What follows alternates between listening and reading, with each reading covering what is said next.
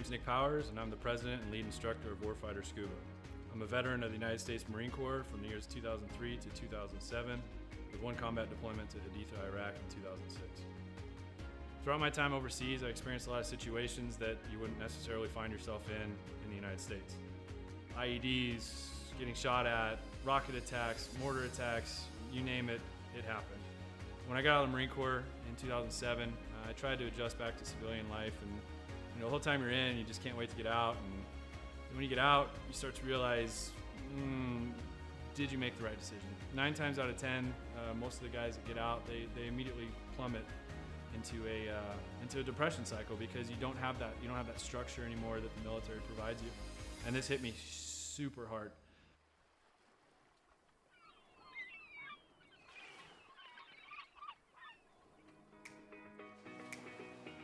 We moved to one of the #1 top dive destinations in the entire world, and I figured I'd start getting back into scuba diving. And after the first couple dives, I realized how peaceful it was underwater and how none of my problems followed me. You're just there in the present moment. I had the idea for Warfighter Scuba, and I kind of hinted at it, and they said, "You go for it." And that's basically how Warfighter Scuba was born.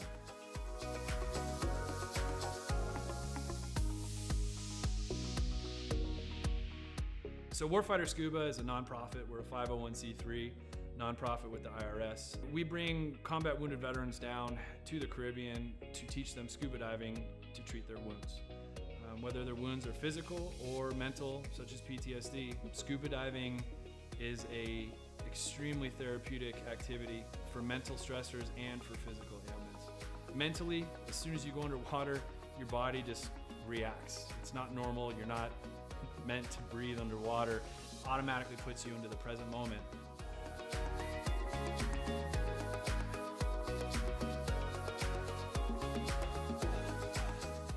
You have nothing but peace and calm. This ability to separate yourself from reality really allows veterans to find out what their trigger mechanism might be for their particular mental stressors.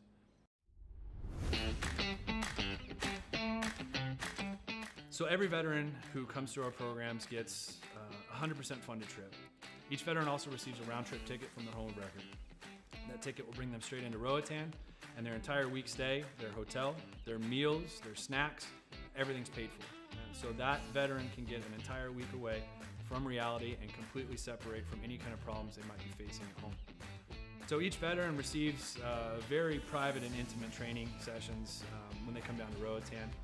We first start in the pool. We do some confined water skills. We'll then switch out to the open water dives. From that point on, it's not even training anymore. It's just fun. It's learning on a level that I don't think most people have experienced before. We do all the certifications for them that we can in a week at their pace, from open water to full face mask to nitrox. Every trip that we have, whether it's one veteran or 4 veterans at a time, we just have a blast. There's no bad karma. We've seen sharks, we've seen turtles. We've seen 4 eagle rays at once. Just the things that happen when we're in the water together are truly, they're just unbelievable. The dedication that these vets have now to scuba diving and to wanting to come back and to help other veterans experience what they've experienced. It hits me in the heart more than most things have ever hit me in my heart. It's truly an honor to take these heroes into the water. It's really cool to see the transformation that happens to them, from being, oh my gosh, I don't know if I'm gonna be able to do this. I've gone snorkeling a few times, or I'm not that good of a swimmer. And the funny thing about scuba is none of that matters. You're completely weightless in the water. You could come down and have 0 experience in the water and be one of the better scuba divers out there.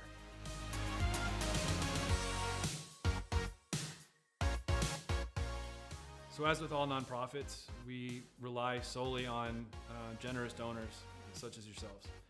None of these programs could exist without people who are willing to give some of their hard-earned money up to save veterans who might be struggling with everyday life and have that unfortunate thought of suicide.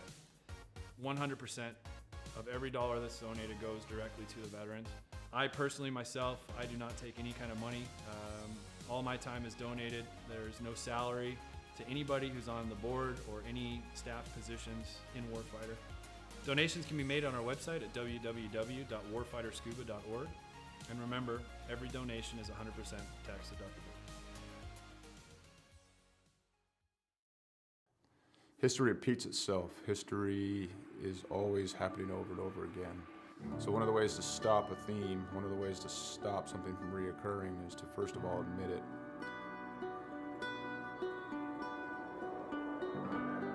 It didn't take long for us to quickly realize that there was power behind Mission 22, power behind its brand, power behind its message, and power behind its people that represented it. All right, my friends, day 19 of 22, the 22-day push-up challenge. Day 19 means 418 men and women have possibly committed suicide in the last 19 days. I went and looked up my ship, the USS Rushmore. More people who have killed themselves by now than ever served on our ship at one time in just 19 days. 19, 20, 21. One more. Y'all ready for the last one? Mission 22 has become a decentralized nationwide effort to show love, to raise money, to be available for other warriors, to be able to be a point of contact, to let the warriors know, but also for warriors to let other warriors know that there is a community. You're not alone. This isn't happening in silence. You're not forgotten. You know, we brought 4 veterans from all different parts of the United States and brought them together to hike through the state of Oregon. May God bless you on your journey. Thank you for serving our country and for being willing to go on this walk. I'm praying you feel peace and strength with each mile. You know, on this hike, some folks found God, some folks remained sober, some folks lost a significant amount of weight to be able to participate. And not so much just a healing walk for us as warriors, but for us to contribute to other people's healing. You know, this hike, we raised $12,000 for endobiogeny. Some of the folks on this hike, you know, they're going to be volunteers for this treatment. And I couldn't be more pleased and more proud because it was difficult. We had a lot of struggles. Not everything on this hike went pretty, you know, but we put some skin in the game. At the end of the day, we were able to raise money and we'll be able to use that money so guys can get the treatment that they need. The War at Home Monument is an example of our social impact, of our awareness, of our permanent fixture to do the work that we can't always do, to always remind us of what we've lost and what we will lose if we don't reconcile it. What we've done is taken 20 different veterans with their families' permission and used them as a silhouette to cut out of a 3,000-pound plate of steel.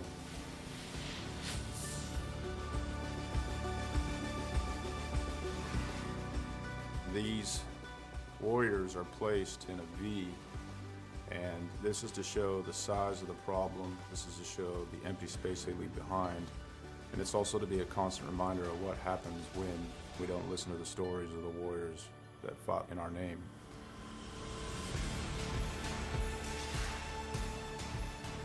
Because it's not okay. It's not okay that everyone didn't know about veteran suicide. It's not okay that these things were a secret or left unsaid, or that it was shameful. It's not okay that it's shameful to suffer alone and suffer in silence, because if you ask for help, that you're no longer a warrior, that you're weak. Yeah. So I come back and I thought everybody else changed. So I pushed my family away. And it took a long time to really realize it because I didn't want to look internally. You know, I got my Class A CDL and hit the road. I was on the road for about 8 years trucking. And this makes me think about how insignificant all of the major things going on are. I mean, what, 1 million years ago, that blew up. And, you know, over time became this. Whether it's hiking mountains or building monuments, it takes a community to heal a warrior. Warriors didn't get damaged and didn't become separated from the sunlight of the spirit on their own. It happened in the name of this nation. We can change the way we think about war, how we think about warriors, how we think about ourselves, and what we think we're going to do in the American community. We can do it now. We can do it here. And there's going to be another generation of warriors coming. We can set the tone to create a culture that grabs them up and loves them and smothers them in resources, in opportunity right now.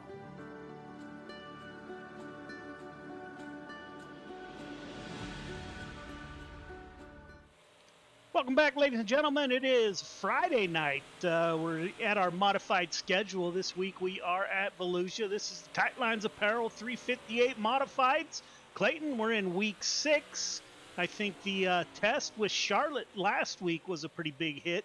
What are you looking for tonight? Yeah, Charlotte last week was a killer show. I loved every minute of it. Volusia is going to be a middle to top lane dominant racetrack with these 358 modifieds. A lot of momentum is going to be needed to be a fast guy tonight. Slide jobs aren't going to work. All the momentum's going to die off at the top of a slide job. It's unfortunately, I mean, I'm sure these guys will make it racy, but a lot of races I've been in here, I've seen in real life, been at the track, for years. It can be a very one-lane racetrack very fast when it slicks off. And so these guys are going to, need a very good qualifying run. They're going to need as best of a heat race finish they can. You do not want to be starting this race middle to the back of the pack and hoping for a win. It's going to be very, very difficult. I'm watching cars practice right now, just, caterpillar, one big snake all the way around the track, around the top. So you're going to need every bit of track position you can get if you want a good performance tonight. Yeah, and the horsepower only increases throughout the night as we move from the 358s to the Pro Late models and then close out with the sprints. Those of you out in the audience, thank you for tuning in. Another Friday night. We did make some changes. We'll no longer have a C main. We're only going to have a B main. That's going to it's going to cut down a little bit on the time, may make it a little more difficult for drivers to race their way in because the B main is going to be packed. So looking forward to that change. Clayton, the C main just kind of got a little long. There was times where the B main, you were just racing for position. So we'll see how this works tonight. We did change it to 15 laps instead of 10. So that change is in play tonight. Looking ready to get after it. Next week we're at Knoxville, I believe. I'll have to look at that schedule. We have a Christmas break. After the Christmas break, we're going to re-rack and stack our schedule, and we're going to go to the tracks that we race the best. So, Clayton, I'm going to get a hold of you, and we got to talk about what's going to put on the best show once that time comes, for sure. So you mentioned who's your favorite for tonight, Clayton? I've been running the last few hours with him and watched him put a whooping on CTM with me. And I'm going to tell you, Caden Berry I'm just going to go ahead and say Caden Berry's going to win the 358 modified feature and the 360 sprint feature. He's not 100% confident in the late models. Wasn't a big modified fan. Did some running, just hanging out. He's fast. He kept up with me. Cale Smith was up there with us. Braden Carter was up there with us. And Caden drove away and won the 358 feature just a little bit ago, hanging out, having some fun. So Caden Berry, I got a lot of confidence Caden Berry's going to bring home a few wins tonight.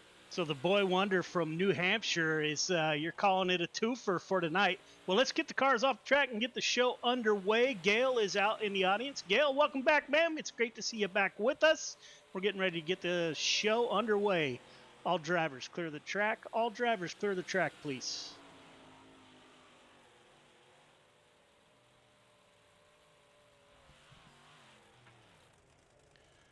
All right, drivers, welcome to week 6 at Volusia. We'll go over a few rules real quick. Nothing earth-shattering has changed. Initial starts are on green, restarts on leader. Leader gets to pick inside or outside. Do so before the one to go. 2 cautions in any one race, and you are asked to park it in that division for the night. Call-outs were a lot better last week. Greatly appreciate everyone kind of reining that in a little bit. We were getting a little carried away.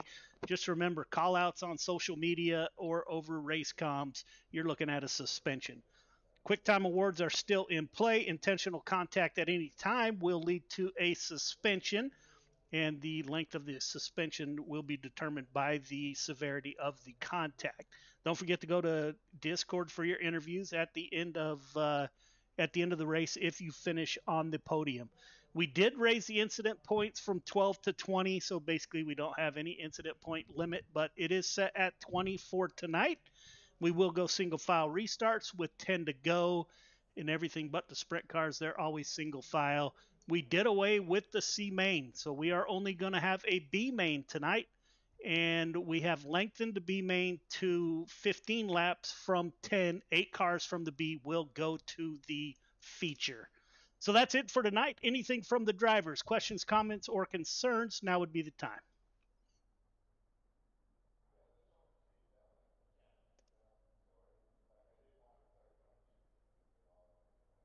All right, none heard. Let's advance to qualifying. I wish you all the best of luck.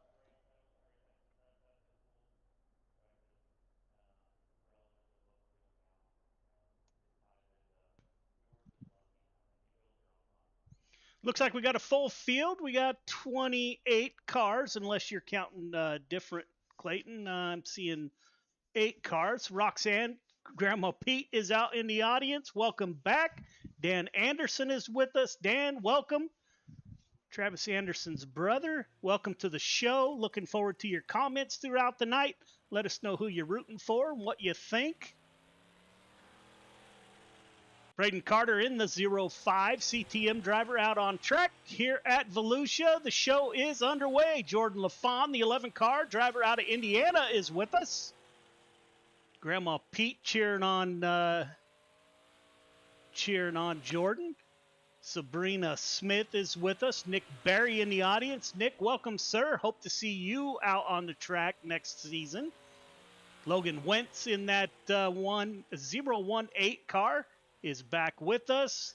Dixon, Randall Dixon, top of the line. That didn't last long. Cale Smith in the 1616559 for Cale Smith.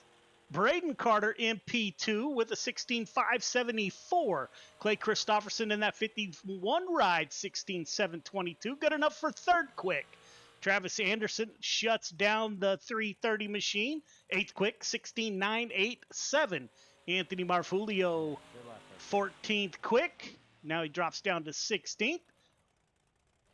Braden Carter, Anthony Morano punches his name into the top 3 momentarily, 16681.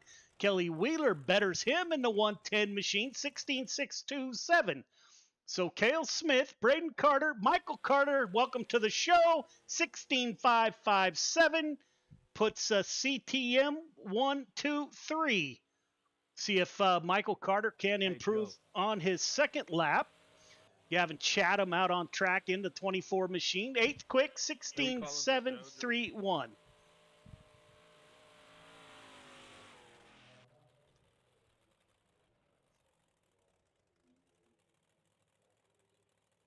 Samuel Bachman in the 007 16892. Heath Dyke, driver from Down Under, is out on track in that 26th. Up to 10th quick, 16734 for Dyke. Gavin Chatham times in, is 16731.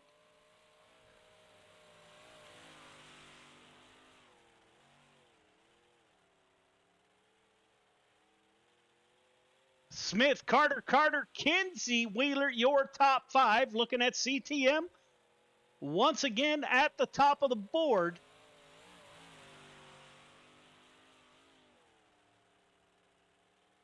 And it looks like that's how we will end. To your question, if you could pass that on, Clayton, that is affirmative. Heat 1 to the grid. Heat 1 to the grid, please.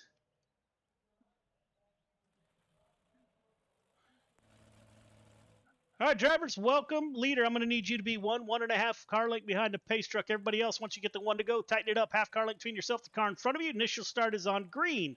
Restarts are on the leader. You got 8 laps to get it done. Top 4 heading to the feature. Race hard, race clean. Welcome to week 6. Good luck. And a big congratulations to 115 of Cale Smith with this week's quick time. Cale Smith, Dylan Kinsey on the front row. Michael Vitale, Heath Dyke in row 2. Caden Berry, Jesse Ingram in 3. Randall Dixon, Anthony Marfulio in row number 4. James Ingram, Logan Wentz rounds out your field of 10 drivers. So we're going to find out real quick, Clayton, how that pre-race practice went with the 12 car as he is in heat number 1, falling in line behind Michael Vitale in the 213. As the pace truck makes its way to pit road, we're about to go 8 laps. Heat 1, week 6, about to be underway. Green flag is out. We are underway. 115 of Cale Smith on the bottom side. Hugging that wall, Cale Smith slides to the outside. 83 of Dylan Kinsey with the crossover. We're going to go 3 wide. Caden Berry, we talked about the 12 car sneaking by on that inside. Trying to get up and battle the leaders. It will be Cale Smith at the line. Kinsey, Michael Vitale in the 213. As always, like to thank Michael for his service to our nation in the United States Air Force. Cale Smith opens up a lead, 83 car. That's Kinsey behind Cale Smith. They're side by side at the line. Currently, Caden Berry in the 4th and final transfer positions. The Gears Unlimited 213 of Michael Vitale having a good run. He's in a solid 3rd position, running on the high side. Berry scraping the fence on the inside, looking for that 3rd position. Cale Smith setting sail up front, getting a little bit of lead over the field. Now Dylan Kinsey, he's in a little bit of bump from the 213. Let's go on board and see what's going on inside the race. You can see, if you look out the left side of the screen, that green car of Caden Berry poking in there. As the 213, Michael Vitale is giving it a wheel. Berry is glued to the bottom side so far, and he's making it work. He moves up to P3. Michael Vitale on the final bubble position as the Australian driver, the 36 of Heath Dyke, is in the first car on the outside looking in. Lucky 777 on lap 6 of 8. They make a little bit of contact. That sends Dyke to the high outside. Up front, Cale Smith having a solid run. Dylan Kinsey in P2. Caden Berry moves up 2 positions. He's in P3. Michael Vitale in the final transfer. Jesse Ingram now in that 777, the driver out of Georgia. He's going to have to get after it up front. Cale Smith in heat number 1. This is lap 8 of 8. Cale Smith coming off of turn 4, the 115, looking for the flag stand. There it is. Smith, Kinsey, Berry, Vitale, your top 4.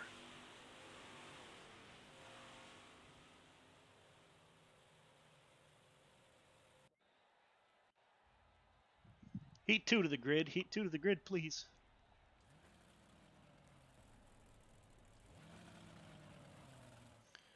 All right, gentlemen, same rules apply as the race previous. You got 8 laps to get it done. Top 4 heading to the feature. Initial start is on green. Don't jump the start. Don't pass before the start-finish line. Race hard. Race clean. Good luck. Braden Carter, Kelly Wheeler on the front row. Clay Christopherson, Dylan DeWert in row number 2. Andrew Harley, Travis Anderson in row number 3. Donald Ingram, Jake Henry in 4. Chris Cox rounds out your field of 9 drivers. So your analysis of the race, Clayton, wasn't far off. The 12 car of Caden Berry, he made a charge up through the field there. Couldn't quite get to the win, but he moved into the top 4. Yeah, I kind of had a feeling it was going to get tight there, and Caden just got a little bit better of a run. They went almost 4 wide down the backstretch, and Caden just glued to the bottom. I didn't think the bottom was going to work, but I know it won't work for long. Caden's going to have to, everybody's going to have to get used to that top and get fast with it if they want to win tonight. Green flag is out. Braden Carter brings the field to turn number 1. 5 car dives down low. Plenty of room. Kelly Wheeler in the 110 car. He pulls up alongside that youngster out of Virginia. Kelly Wheeler trying to move up into the lead. Braden Carter with a good run off the as the caution comes out. Looks like Donald Ingram involved. Tonight's race and replays brought to you by the Dirt Track Bank. They are the company that makes all this possible. They fund this 100%. All the money that we get goes back to the drivers. That's the 10 car. On the bottom, the yellow and blue car. As the 171 comes up to the tail end, makes a little bit of contact, and around goes the 10 car. Former Air Force member goes for a ride.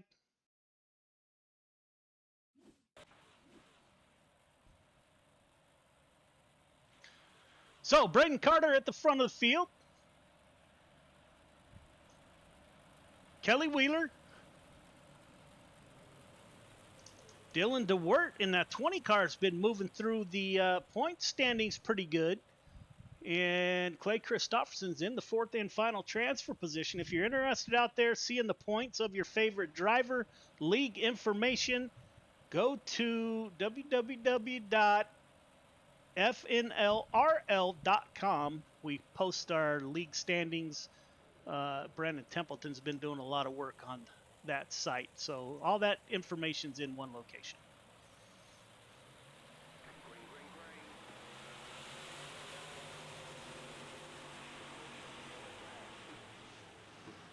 Sloppy restart, so Clayton throws the caution. He's going to gather them back up. We're going to try it one more time.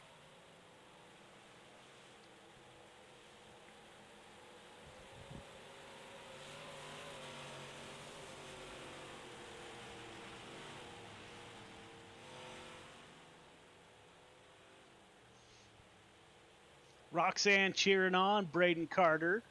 Rhonda, absolutely. Caden did a great job of coming through the field. Roxanne Jones, shout out to Cale Smith. Joseph Grandy messaging us that he missed the start.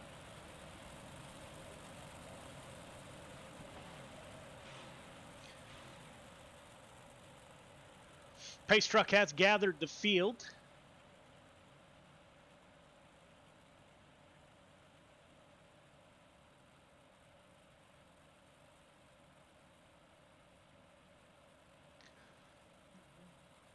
Hope all of our friends and fans and drivers getting ready for Christmas. Clayton, I've been putting up Christmas lights for, I don't know, probably the last week. Seems like the older I get, the longer it takes.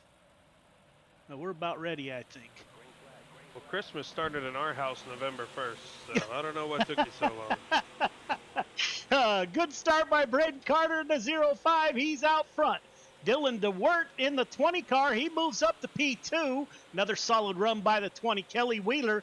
Now Travis Anderson in the 330. He's going to challenge the 51 for that fourth and final transfer position to the feature. Clayton, you don't want to get stuck in the B main. It's going to be more cars. I think you want to do your best to get to the front in a feature or in a heat. Travis Anderson, now Andrew Harley gets by Anderson. Now Harley in the final position, looking at a start in the feature if he moves up one, currently held down by the 51 of Clay Christopherson. Up front, Braden Carter, he's doing all right. Dylan DeWert in tow, nose to tail. Kelly Wheeler and Clay Christopherson isn't quite done. He wants third. That will move him up on the feature grid. You got Clay Christopherson in the 51 down low, the 110 of Wheeler on the high side, one to go. If Andrew Harley in that 44 machine is going to get it done, he better do it now. Braden Carter, driver out of Virginia, two more corners to navigate, coming towards the flag stand. Carter, DeWert, Reeler, and Christopherson are your four transfer drivers. Randy Carter out in the audience, title sponsor of our Pro Late Model Division, sir. Welcome back. Heat 3 to the grid. Heat 3 to the grid, please.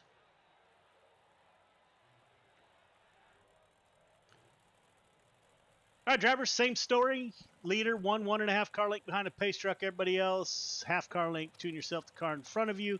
Initial start is on green. Do not jump the start. Do not pass before the start-finish line. top 4 heading to the feature. 8 laps to get it done. Race hard, race clean. Good luck. Michael Carter, Anthony Morano on the front row. Gavin Chatham, Billy Roberts in row 2. Jordan LaFawn, Luke Hines in 3. Sabrina Smith, Samuel Bachman in row number 4. And Randy Shreves rounds out your field of 9 drivers. Jordan LaFawn will not grid. Jordan, I'm having some. Go ahead. Could you hear that over the radio right there? Yeah, I could a little bit.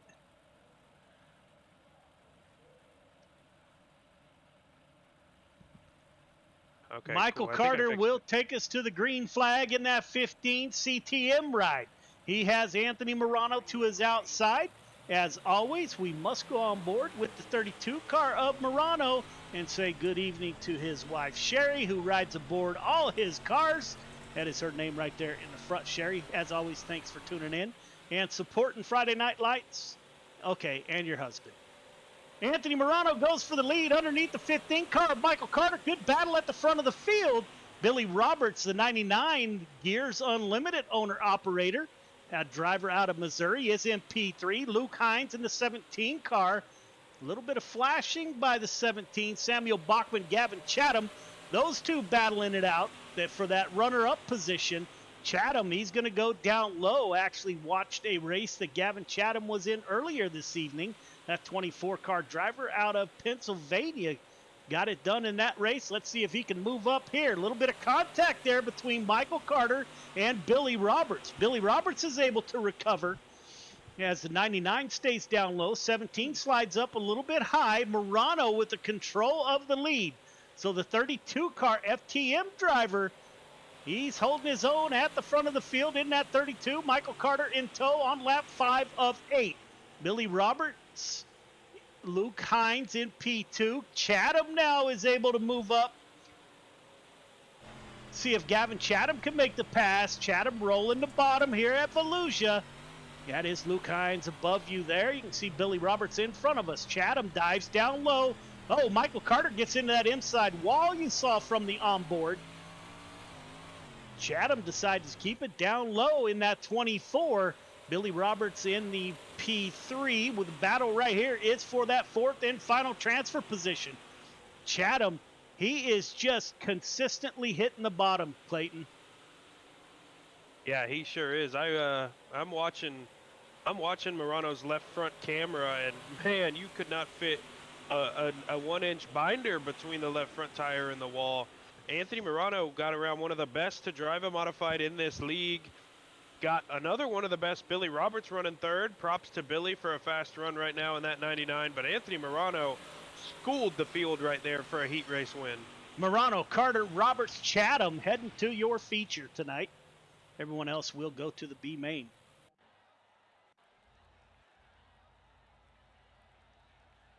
B main to the grid. B main to the grid, please.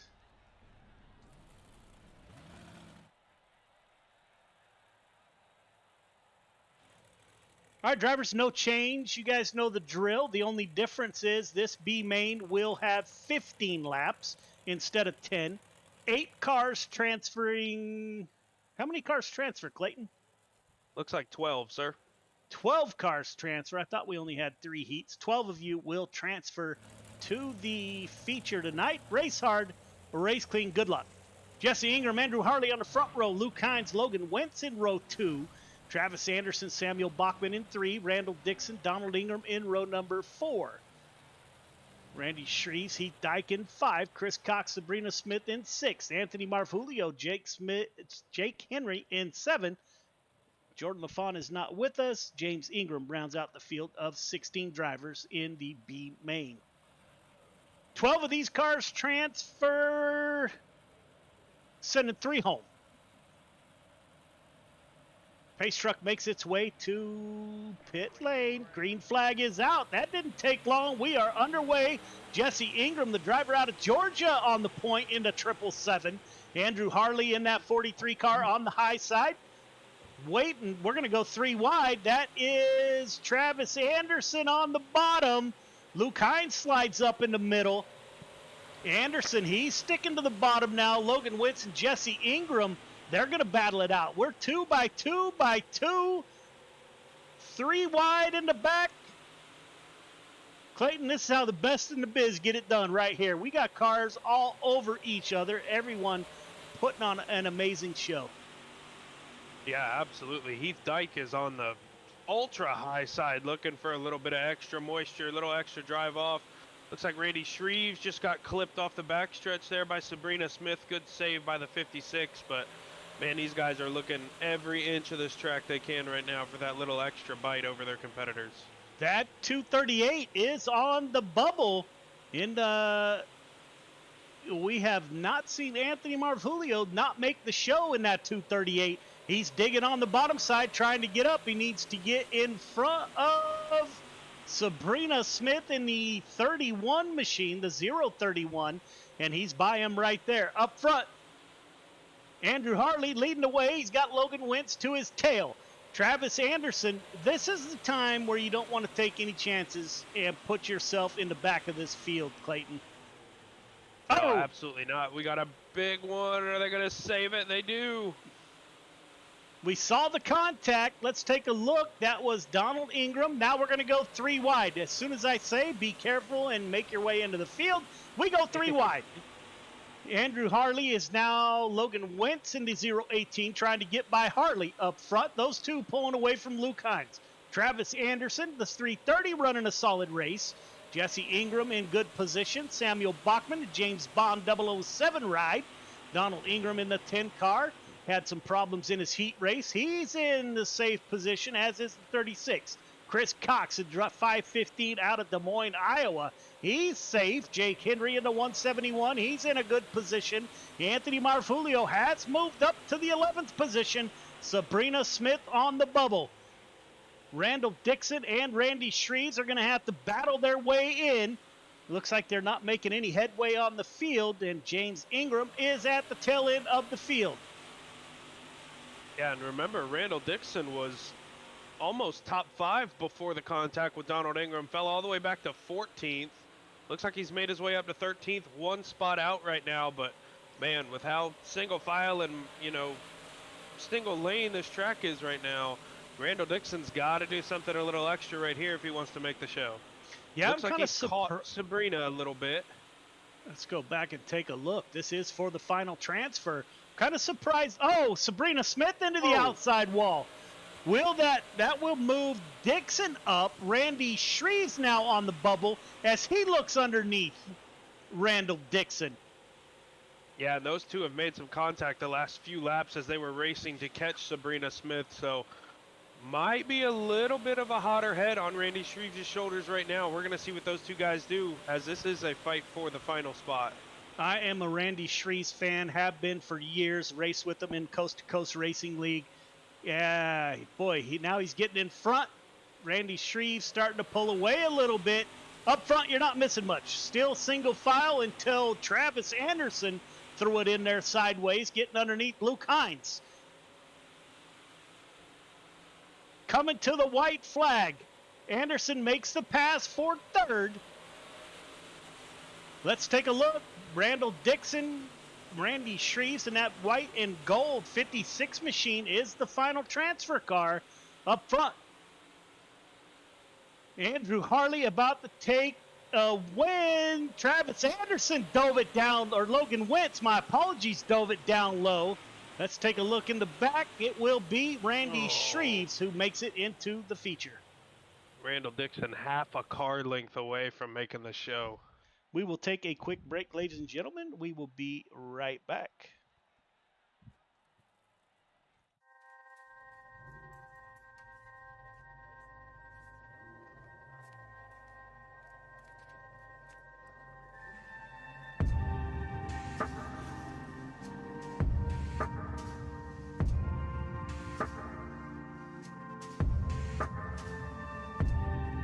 Our biggest thing is getting the word out, awareness of Mission 22, the struggle as it is to fight PTSD and suicide.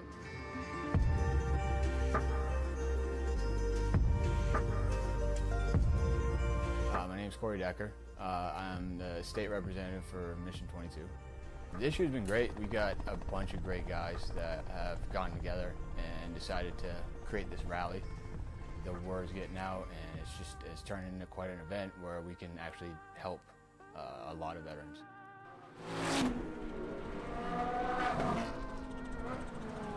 It's a great event, but you really have to go and see it for yourself, and it's really one of those things that's an experience.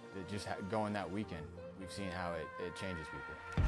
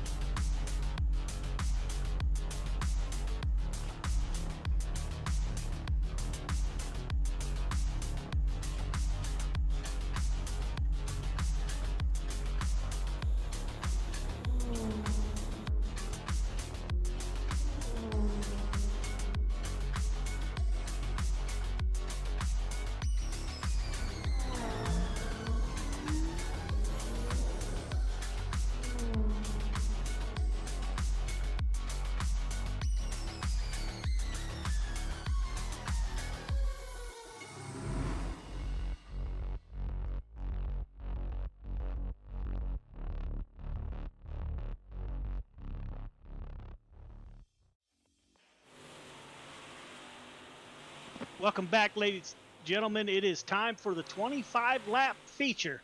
Will anybody be able to break up the CTM train at the front of the field?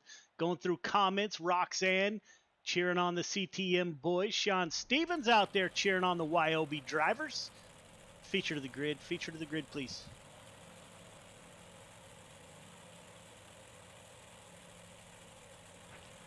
All right, drivers, nothing changes from your heat race other than the length of the race. You got 25 laps to get it done. Leader, 1.5 car length behind the pace truck. Everybody else, once you get the one to go, tighten it up. Half car length between yourself, the car in front of you. Initial start is on green. Do not jump the start. Do not pass before the start-finish line. Again, you got 25 laps to get it done. Let's get some green flag laps in. Been a great show so far. Race hard, race clean. Good luck. Cale Smith, Braden Carter on the front row. Anthony Morano, Dylan Kinsey in row number 2. Dylan DeWert, Michael Carter in 3. Caden Berry, Kelly Wheeler in 4. Billy Roberts, Michael Vitale in row number 5. Clay Christopherson, Gavin Chatham in 6. Andrew Harley, Logan Wentz in 7. Travis Anderson, Luke Hines in row number 8. Jesse Ingram, Samuel Bachman in row number 9. Donald Ingram, Chris Cox in 10. Heath Dyke, Anthony Morano in row number 11. Jake Henry and Randy Shreves rounds out your full field of 24 drivers. Youngster out of Virginia, or Cale Smith, my apologies, South Dakota, in the 115 will take us to the green flag. We got a CTM front row. If you're out there, let me know who you think is going to take home the feature win, as Anthony Morano in the 32 car thought about taking it 3 wide. He pulls up alongside Cale Smith. Cale Smith able to hold on to P2. He is under attack. That 32 car wants the front. Oh, we got one upside down. As the caution comes back out. Looks like maybe Travis Anderson. Let's take a peek.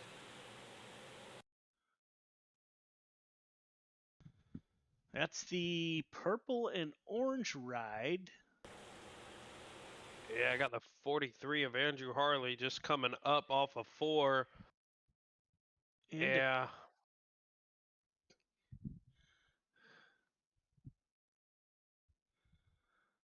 Over goes Travis Anderson. That will move him to the back with plenty of time to get back in the front of the field. Braden Carter still holds down the lead. Great battle for the front between CTM drivers Braden Carter and Cale Smith. Rhonda out in the audience cheered on that 12 car. Let's check in and see Caden Berry 7th.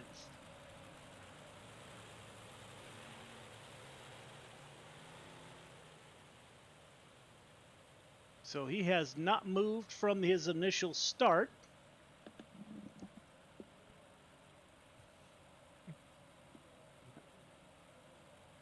Looks like the lights are off on the pace truck. Lap. What lap, Clayton? We're still on. Oh, no, we're going green on lap 2. We are back underway. Cale Smith, Braden Carter at the front of the field. CTM once again. You can see the 15 car. That's the third CTM driver trying to sneak through the field. Caden Berry is back there. He's going to battle out with Michael Carter. Michael going to take the middle. That's going to pinch the 12 car down low. They're 3 wide for an entire lap. Michael Carter able to make the pass. Now Caden Berry pulls back up to the left rear of the 15. And we got a battle for the lead. Braden Carter, Cale Smith. Cale Smith is the only CTM driver without a feature win so far this year. The 115 wants it bad. He's trying to get it from his teammate. 115 in P2. They're pulling away from that 32 car. Anthony Morano putting on a little pressure early.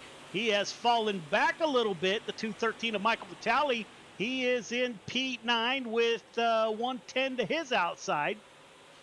The 51 of Clay Christopherson. He's in P12. So we're 2 wide all throughout the field, Clayton. Yeah, absolutely. Saw a little hiccup there with Caden Berry and Dylan DeWert. Possibly it looked like off of 4. Both those guys able to save it and keep continuing. But Jesse Ingram 3 wide, middle of the pack with, I believe, Logan Wentz and Clay Christopherson. And these guys are, again, just, it's so momentum dependent, man. You search for the fast line, and it seems as soon as you find the fast line, somebody else has a faster one. These guys are going to be swapping lines all night long in these modifieds, and I would assume the same thing in the late models and sprint cars too. Yeah, you know, we get to the feature, and it is either you win a feature or you get in points. So if you want to solidify your position in the Dash for Cash on week 16, $1,000 on the line, you got to win a feature, and they are showing it right now as Anthony Morano is flashing super bad, starting to fall through the field. Now he is back. That's got to upset that 15 car a little bit. Let's go on board with Michael Carter, the driver out of Virginia. See if the 32 car FTM driver Anthony Morano right in front of you.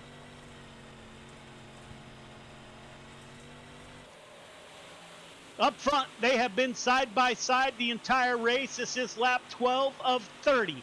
Cale Smith on the bottom, Braden Carter on the top side. CTM 1-2. Anthony Morano in the 32 trying to break up another CTM podium. Michael Carter closing in on the bumper of Morano. That's the difference between the 32 and the 15 right there. We're on the gearbox of Anthony Morano. Side by side, we're about to have a CTM podium. The 32 car with a good run on the high side. Dylan DeWert in the 20 car. Is he biding his time? Dylan Kinsey is back there. Michael Vitale in the 213. Those drivers in top 10 position. Caden Berry has kind of stalled in the 12 car. He's in P number 9. Gavin Chatham in the 24 car, Pennsylvania driver. He is on the inside of the 12 car. Donald Ingram back in 11th. The 10 car, the driver out of Georgia. Those cars are having a battle of their own in the middle of the pack, Clayton. Yeah, absolutely. Donald Ingram trying to make something work, trying to pick a middle, but man, the way it tightens up off of 4, Donald's having to back out almost every lap. Caden able to pull away just a tick there by himself. Looks like he's going to peek to the bottom, see if he can find a little something. Top might not be working for that 12 car right now. But Donald Ingram is all over him, not letting him get away. Same with the 24 there, Gavin Chatham. And Braden Carter has went to the lead all by himself. Desi Smith cheering on the CTM boys. I got to tell you, I looked at the statistics. The majority of our viewers here on Friday Night Lights come out of the state of Virginia. Desi, greatly appreciate you tuning in. Only followed by the state of New Hampshire. 1, 2, those two states. So greatly appreciate everyone for tuning in. No matter what state you're from. Michael Carter, we got a CTM 1, 2, 3. Anthony Morano falls back to P4. Michael Carter flashing a little bit. So we have some flashing issues going on. I don't know what the weather's like back east where the server is, but I've seen that on a couple cars that we don't typically see that. We've gotten nose to tail. So I'm wondering if the 32 will be able to regroup on lap 21 of 30. Clayton, will he be able to get up there and put some pressure on the 15? Anthony Morano, forget that statement. Cale Smith, he wants a feature win in the 115. He pulls up alongside the 05. That CTM driver's going at it. Cale Smith running the middle. Braden Carter running the high side. Still Braden Carter at the line. On lap 23 of 30. Michael Carter's got to be sitting back just hoping that those two drivers don't make a mistake. You could capture all three CTM cars with a wreck right here. Anthony Morano. Go ahead, Clayton. That's what I was just about to say, too, with how tight the first two are, man. Michael Carter, I apologize, is not far behind to get involved in something. These guys got to be careful. Maybe give it to Cale. You know, Cale's had a rough season so far, a lot of bad luck. Maybe bring the 115 in, let him get a win for the Dash for Cash, and, you know, split the funds at the end of the season a little bit better amongst the team. But if I know the CTM guys, they're going to race their tails off until the checkered flag, and they don't care who finishes where outside of them CTM drivers. Yes, sir. Cale Smith at the line. The 115's able to make the pass on Braden Carter. Now Michael Carter gets by the 05. 15 car is father. The 05 is the son. They're pulling away from the 32 car. So week in, week out, CTM finds their way to the front. They start just slowly pulling away from the field. Kelly Wheeler still with us. Donald Ingram. Gavin Chatham back there in the 24 machine, battling it out with Billy Roberts, the 99 car. Caden Berry has fallen to 12th. As the caution comes out, looks like Travis Anderson. Take a peek.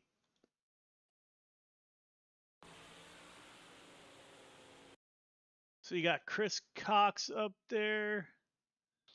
Travis Anderson just slides up into the back of the 171. The 330 goes around, collects our friend from down under, who we've had quite a few views from Australia. Our friends down in Australia. Greatly appreciate you guys tuning in the afternoon, I believe, in Australia. Travis Anderson parks it on the fence, and he will have to tow.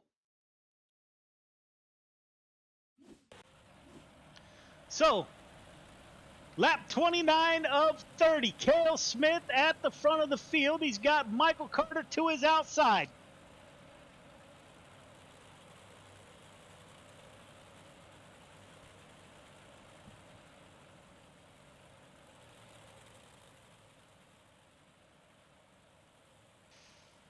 We will be single file for the restart with 10 to go.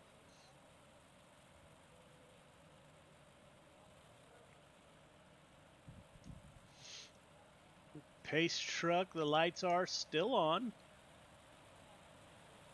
That will bring the rest of the field to the rear bumper of the car in front of them. The car that I'm looking at is Anthony Morano in that 32 FTM machine. Dylan DeWert, also an FTM driver. They're sitting in 4th and 5th. Can never count out the 213 of Michael Vitale. As he's sitting back in P7. Kelly Wheeler, Donald Ingram in the 10, and Gavin Chatham round out your top 10. Billy Roberts in the 99, Caden Berry in the 12. A little bit of contact you see there under caution. Pace truck will exit, this time by Cale Smith on the high side. 115 gets a good jump. Michael Carter goes with his teammate. You can guarantee those three are on the radio talking back and forth as they try to separate themselves from the field. Coming to the white flag, it is the 115, followed by the 15, followed by the 05. CTM 1, 2, 3 once again. Cale Smith coming off a turn number 2 down low. He's able to put a little gap between himself and Michael Carter. Michael Carter's under attack from the 05 of Braden Carter. Coming off a turn 4, it's going to be Cale Smith, Michael Carter, Braden Carter. Morano, DeWert, your top 5. Top 3, start finish line, please. Top 3, start finish line. Wow, okay, so nothing's changed. CTM, top of the board once again. We'll get a word with your top 3 here momentarily as soon as we get a podium shot.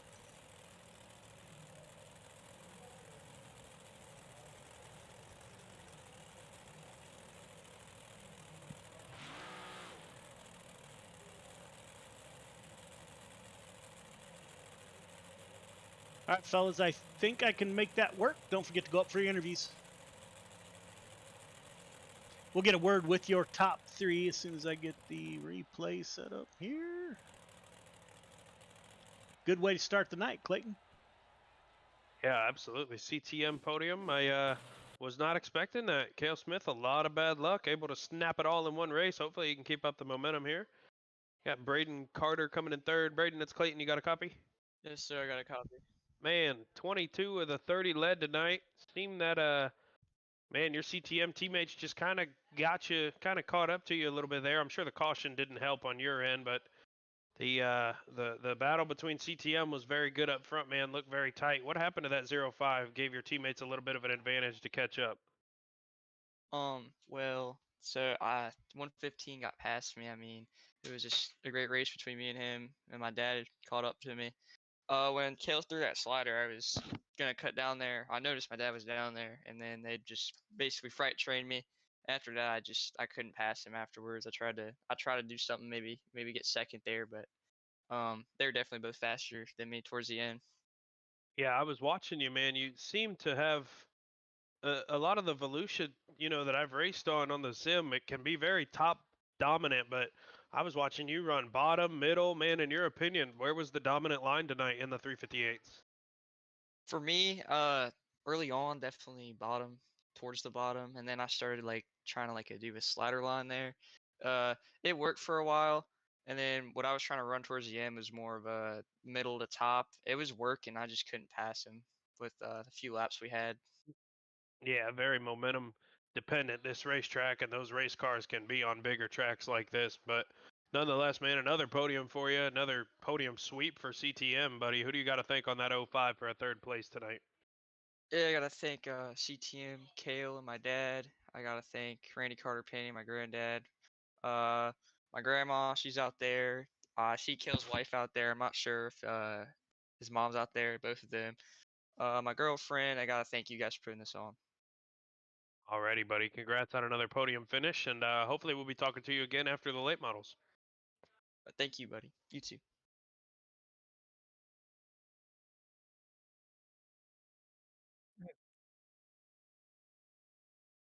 Yes, sir. Mike on here. Another CTM 1, 2, 3. You were able to move up 4, man. How was the track here at Volusia? I was kind of surprised that it went one lane as quick as it did. Yeah, I don't know. There towards the end, there was a couple different lanes there. When you had to run through the slick, it felt like it rubbered up a little bit. So you could actually make the bottom work, and then half a lane up, and then you can actually make the top work if you were pretty smooth. So, I guess it's just where you preferred running, and I saved my tires a little bit there at the beginning, so I think that helped me get up through there too. So, but the track was, I thought the track was pretty great there towards the end. Man, it's got to feel absolutely amazing knowing that you have three cats on your team and you guys are consistently at the front of the field. That has to absolutely feel amazing. It does feel great. I mean, we all work together and figure the lines out and talk to each other and practice through the week and it's just we all get along real well and I mean that's a good bit to it because if you get on a team and it's not meshing well, then it's never going to work out. So that's why we keep it small and it's just us three. And it feels good, man. Congrats to Kale. He finally got him one there. He's been having some bad luck, and good job to Braden too. Top three is always great for our team. Yeah, man. Then you got your dad on top of that that's joining in. Does he drive? My dad used to race. Yes, he's the one that got me into it. So he used to race. Me, him, and my uncle all used to race together. Pure stocks, so they call it street stocks on the track at one time. So he don't race anymore. He's just a car owner now. So, but he loves it. He lives for this stuff. Him and my mom every Friday night. So are you buying, is there going to be a sim rig underneath dad's Christmas tree and we're going to add to the CTM crew with dad and uncle? I don't know. Come on, man. My dad's kind of got a temper. He gets a temper. So when these guys start running into him and stuff, he'll probably get banned pretty quickly. So it wouldn't last too long if he did. You know what, man? I got the worst temper on the face of the planet. If I can do it, man, I got to talk to your dad. Who do you want to thank on that 15 car for another podium? I got to thank you guys here at Friday Night Lights. Always, Joe, you and Clayton do a great job. Dirt Track Bank, GY6RN, Randy Carter Painting, Hey Dad. Got to thank my mom, Kale Smith, CTM Motorsports, Braden Carter, hi Desi, Kale's mom. Everybody's watching his family. Hello to them. Kyle Hardy Racing, Pit Lizard Graphics, any other fans we got out there. Really appreciate y'all tuning in. Yeah, man. So this is the last pitch to your dad. So I'm 57 years old and I started this 3 years ago. I don't know how old your dad is. And I have almost been suspended by iRacing for a little bit of a temper. But as I got older, the last 3 years, able to calm it down. And I'm telling you, man, other than being on the real track this past year, this stuff is so much fun. Randy, come on, let's get out here and do this. You might talk them into it. You never know. Have a good night, man. Congratulations. You too, buddy. Thank you. Yeah, man. Kale Smith. Kale, this is Clayton up in the booth. You got me? Yeah, I got you. Man, you only 7 laps led, but buddy, you led the one that mattered, man. How'd you get it done in the 115 tonight? Yeah, it's honestly it was better. It's always nice to race up there with your team, you get around people that that you're used to racing with, that will run clean. Tough to get around Braden. You and I were talking earlier, man. He's just winning everything. So, yeah, it was a good race. The track was good. The slick line was quick. I don't know, like rubbered over or something. And one lap it'd be quick. The next lap I'd feel like I'm losing ground. And it's good though. Just really happy to get a win. Happy for my guys to be in the podium. Yeah, man. Heck, I'm happy for you. Finally getting the monkey off your back, so to speak. Hopefully he stays off and finds somebody else to jump on. But man, like you just said, we were talking earlier, how crazy the track was different from what we just ran in that hosted one a little bit ago when you, Braden, Caden Berry, myself. Man, totally different racetrack. I was not expecting the multi-lane. I mean, it seemed Braden could work a certain line. You would go to a second, and Michael Carter somehow picked a third line, and all three of you guys were able to find your own grooves and pull away from everybody. That was a great show you guys put on up front for another podium sweep in the modifieds.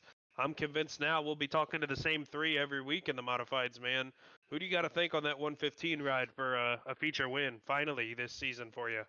Yeah, man, I appreciate it. It's been a lot of bad luck, so I was happy to at least get one. I just got to thank, I have a lot of people watching, my team, Braden, and I mean, Braden, how good is he now? I mean, he's only been at this for 6 or 8 months. Michael, I'm convinced he's on the level of a pro class guy, and racing with him only makes you better. Um, let's see, Redline Race Designs does these awesome wraps for me. Had my wife watching. It was funny. I came out and she said, "Oh, did they let you get that win?" And I got to thank Senior Chief Jake Wisen. He's down there in Georgia watching tonight. So thanks for watching, man. Shout out to you, Senior. Hope you're doing good out there, man, and thank you for your service. See here in the comments, you might have to convince Randy Carter. Looks like he just stated that his racing is done. He's not very patient. Everybody gets a hot head at times, Randy. We'd love to have you, man. If anybody, I'm sure the dad and grandfather of those two Carters can put on a show himself. So you might have to do some talking to Randy if his boys can't get through to him themselves. Oh yeah, man, we'll get him out. Randy watches every week. Man, he's such a huge supporter, and he absolutely loves it. I know he gets fired up watching us, and I mean he's the flagship sponsor of the Pro Late Models. So big shout out to Randy. Absolutely. Why not come run a late model, man? Congratulations on a feature win, and hopefully this luck continues to pile up for you. Make a mid-season run and see what you can secure points-wise at the end of the year, man. Yeah, thanks, Clayton. We'll see you in the late models. Yes, sir. Best of luck, buddy. Thanks. All right, ladies and gentlemen, those are the 358 modifieds. Clayton beat me to it. Randy sending us a message. No way my racing is done. Not very patient. I got to tell you, I may have thrown a steering wheel or two from my sim rig, but I'm telling you, Randy, we need you out here. This is about as fun as you can get. And I learned this past year, my rookie year of racing dwarf cars out here in California, when you wreck, you hit escape. You don't have to get out your wallet. You don't have to, nothing. So, Randy Carter, man, it's good to have you. We're about to come up with the Randy Carter painting 3 Pro Late models coming up. Ladies and gentlemen, thank you for tuning in. We will be right back.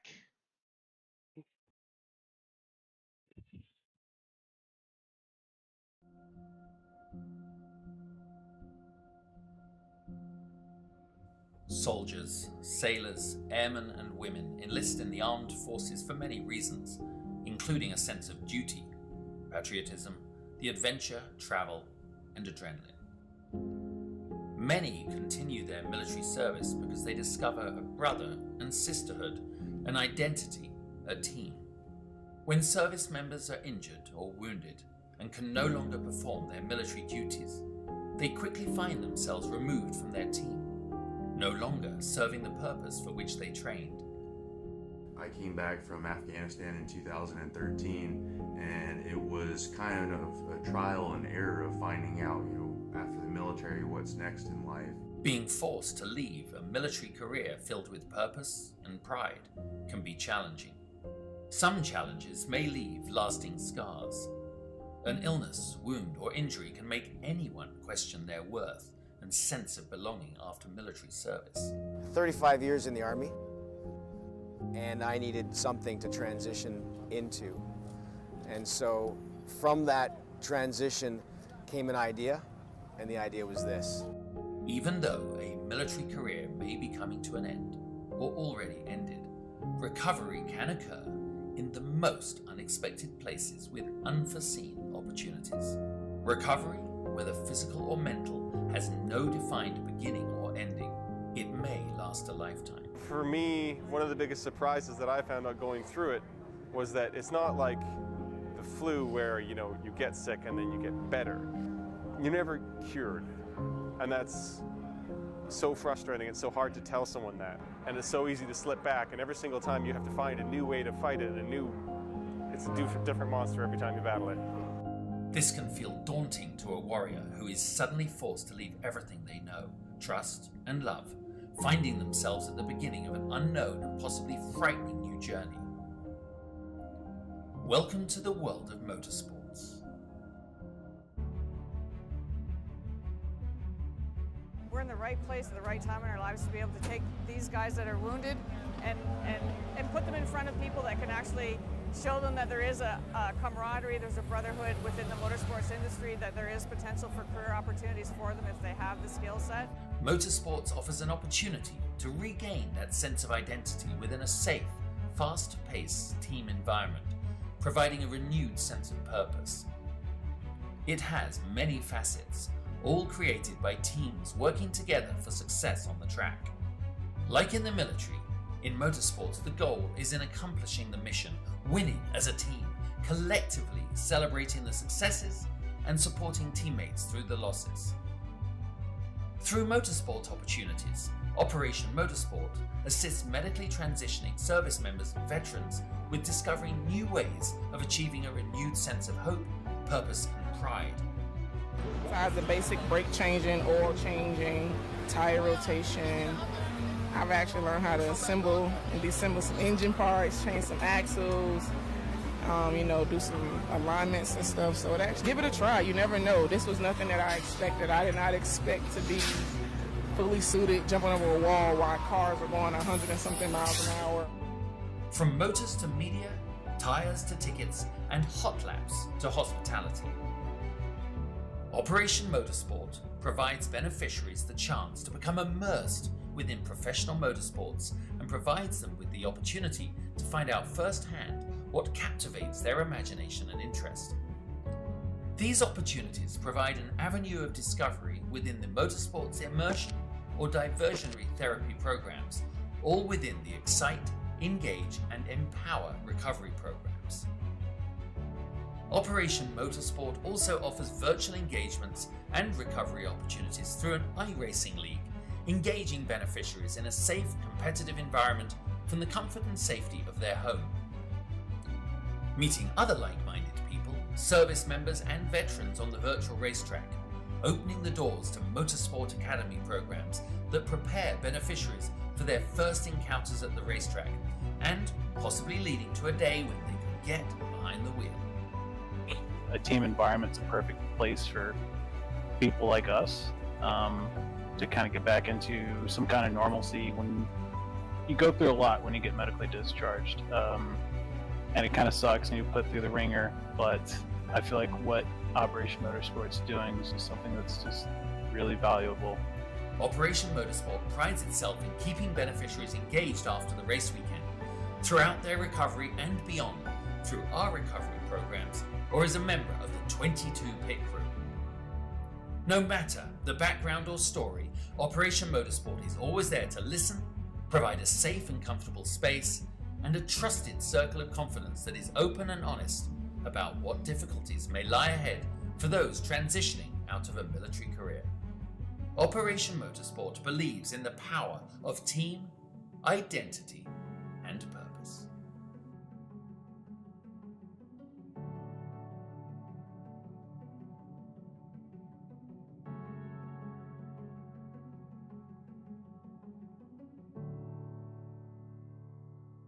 Welcome back, ladies and gentlemen. As promised, we are back with the Pro Late Models right back here at Volusia.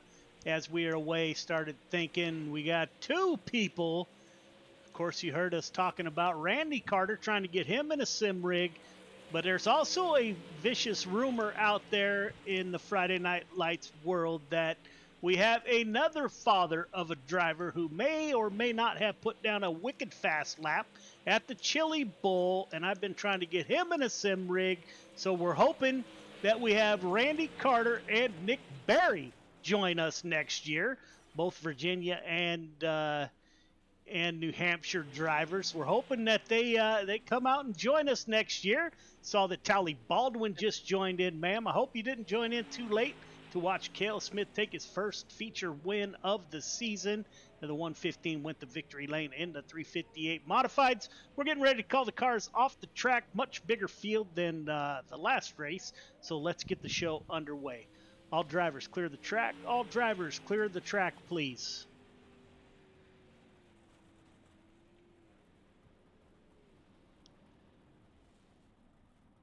Drivers, welcome to the Pro Late Model Division. We'll go over the rules real quick. Initial starts are on green, restarts are on leader. Leader gets choice inside or outside. Bring out 2 cautions in any one race, be it a heat race, the consolation, or the feature, and you will be asked to park it for the night. Call outs. Don't call out your competitors over race comms on social media. If we find out about it, we're going to have to issue a suspension. Quick time awards are still in play. Intentional contact is never acceptable at any time while in Friday Night Lights server. Don't forget to go up for your interviews. We have changed the incident limit from 12 to 20. So again, as the 358 drivers know, basically we have no incident limit. So we're going to ask you to do your best to keep a good show going. We will no longer have a C main. We will only have a consolation race, also known as a B main, and 8 or 12 drivers will transfer from that division to the feature. And as you know, single file restarts with 10 to go. Any questions, comments, or concerns from the drivers? Now would be the time.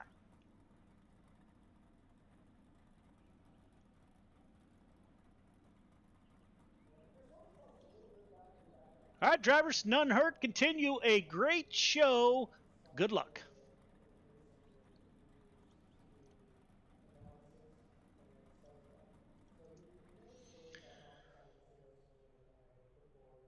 All right, Clayton, we boost the horsepower up a little bit here. What are you looking for in the Pro Late models? I think you drove them earlier today. Yeah, we threw down in some modifieds and some late models. These things are going to be a little bit. It's going to take a little bit of more finesse on that right foot on that throttle pedal. These tires, the tire will get broke loose due to the higher powered motor a lot faster than the 358 modified. So these guys are going to have to not only handle these very finicky late models that iRacing provides, very sensitive with the hands. You got to be a little easier with the foot than the modifieds with these as well. You'll blow the tires off of this thing quick, and before you know it, you're dropped back 5 spots coming out of 2 on a restart. It's happened to me before. Slide jobs are going to be pretty key here, I would think. I think we're going to see some good sliders and overall some wide racetrack, very 2, maybe 3 lane racing by feature time. Yeah, man. So out on the track, Joseph Grandy, who missed the 358 modifieds, top of the board, 15.999. The only car in the 15-second bracket. Braden Carter, P2, 16.157. Cale Smith picks right up where he left off, 16.178 for Cale Smith. Anthony Morano in the 32 FTM car, 16.146. Good enough for 4th quick. Brett Carlton in the 221. He puts it in the top 5, 16.167. Dylan DeWert had none of that in the 20 car, 16.125. Good enough for 3rd quick. Don't look now. 15 car, Michael Carter, 15.950. Top of the board for Michael Carter. Dylan DeWert, Justin Sick in the 0115. Good enough for 7th quick. 16.151 for the driver out of New York. Brett Carlton falls down to 8th quick, 16.167. Randall Dixon in the 011, 18th quick at a 16.297. Gavin Chatham, driver out of Pennsylvania, 16th quick, 17.430. Of course, that was last time. I need best time. There we go. Billy Roberts out on track in that 99 machine. 11th quick, 16.219 for Billy Roberts. Gavin Chatham still out getting some laps into 24. Jake Henry shuts it down in that 171, 16.800 for Henry. So to round out our top 5, you got CTM, Michael Carter in P1 with a 59.50. Joseph Grandy, the only 2 cars to break the 16-second bracket, 15.999 for the 518 car of Joseph Grandy. Braden Carter in the 05, 16.119, good enough for P3. Dylan DeWert with a 16-125, and Cale Smith with a 16-134. We're getting ready to go heat racing. Heat 1 to the grid. Heat 1 to the grid, please. All right, drivers, by now you know the drill. 1.5 car length behind the pace truck. Everybody else, once you get the one to go, tighten it up. Half car length between yourself and the car in front of you. Initial start is on green. Restarts are on the leader. You got 8 laps to get it done. Top 4 heading to the feature. Congratulations, 15 car Michael Carter with your quick time for tonight. Michael Carter, Cale Smith on the front row. Clay Christopherson, Dylan Kinsey in row number 2. Samuel Bachman, Luke Hines in 3. Anthony Marfulio, Jeffrey Kemper round out your field of 8 drivers.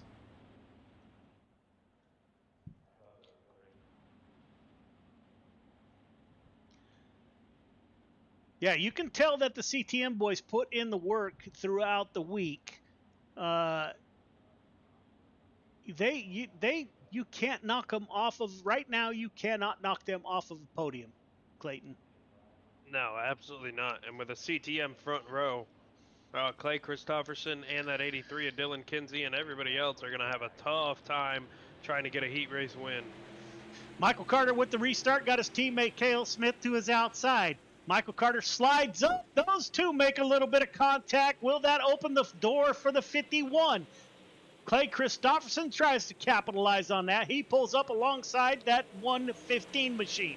Samuel Bachman with the 007. He takes a good line out of 4. He moves up to P4 in the final transfer position as Dylan Kinsey in the 83. He falls back to P5, 1 position out of a transfer. Anthony Marfulio, driver out of the Boston area in the 238. As always, running the bottom side in the 238, trying to get that to work. He has to get up to that 007 of Bachman for the final transfer position. Those two battling it out. Dylan Kinsey and Jeffrey Kemper. Kemper, the driver out of Oregon, he's on the inside of that 83 machine. Kemper getting a good run off of 4. Good run, or off of 2. Good run into 3. Luke Hines in the 17 car in the back of the field. Michael Carter pulling away from his teammate Cale Smith. On lap 5 of 8, Clay Christopherson, Samuel Bachman. Your top 4 are single file with Anthony Marfulio moving up 2 positions in the 238. Marfulio still in the final driver on the outside looking in. Bachman, Christopherson, Cale Smith, and Michael Carter.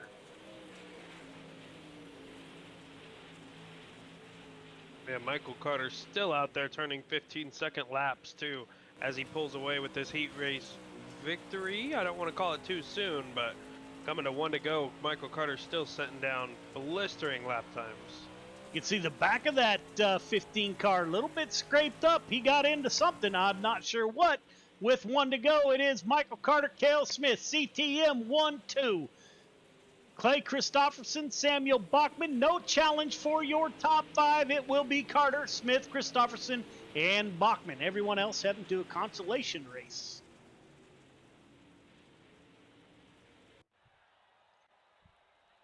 Heat 2 to the grid. Heat 2 to the grid, please. All right, drivers, same drill. You guys know it. We got 8 laps. 4 of you transferring. Race hard, race clean. Good luck. Joseph Grandy, Anthony Morano on the front row. Andrew Harley, Logan Wentz in row 2. Randall Dixon, Heath Dyke in row number 3. Travis Anderson, Jake Henry round out your field of 8 drivers.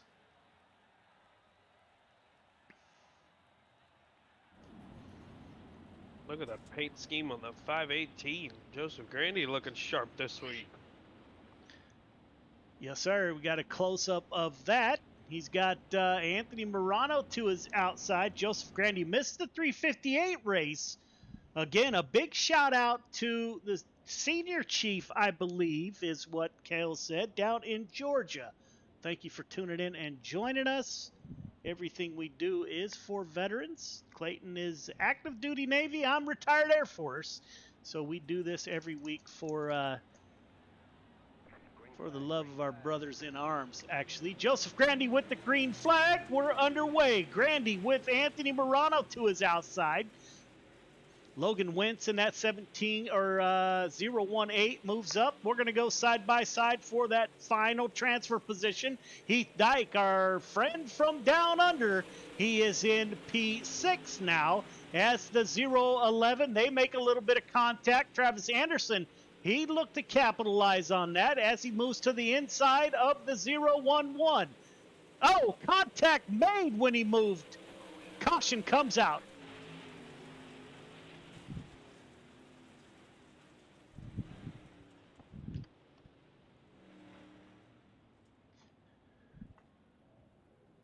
Roxanne Jones shouting out the CTM boys up front as we are under our first caution.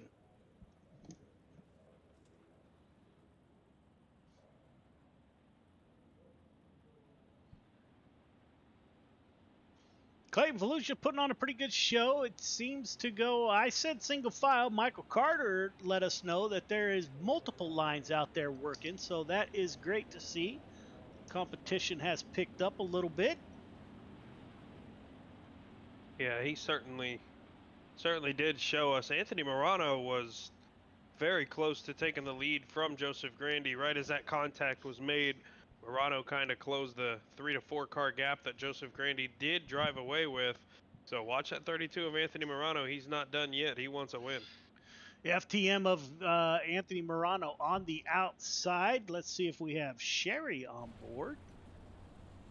You told me earlier this week, couldn't find any place to put it. I see a great place. You got a blank slate there, Anthony.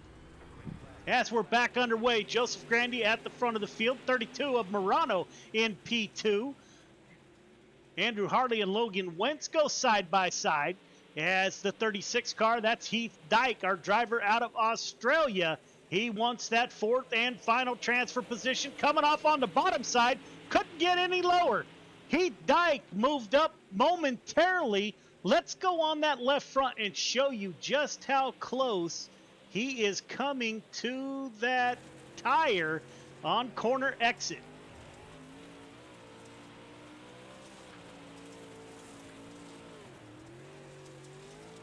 You can hear the driver inside the cockpit working that throttle. He has moved up to P4. Now he's going to battle that out with Logan Wentz. He wants a top 3 in the heat race. Move Heath Dyke up to P3. Andrew Harley falls back in the military tribute paint scheme. Travis Anderson in P6. Jake Henry in the 171 in P7. Randall Dixon in the 011 falls back to P8. Up front, Joseph Grandy getting it done on lap 7 of 8. We're coming to the white flag. Grandy with a good run off the bottom of 2. Slides the 518 into 3. It looks like everybody running down low, Clayton. Joseph Grandy takes the white flag. Anthony Morano, Logan Wentz, Heath Dyke. Dyke has worked his way into the top 4 for a transfer to the feature. He's moved up 2 positions. Coming off of 4, it will be Grandy, Morano, Wentz, Dyke, your 4 transfer drivers.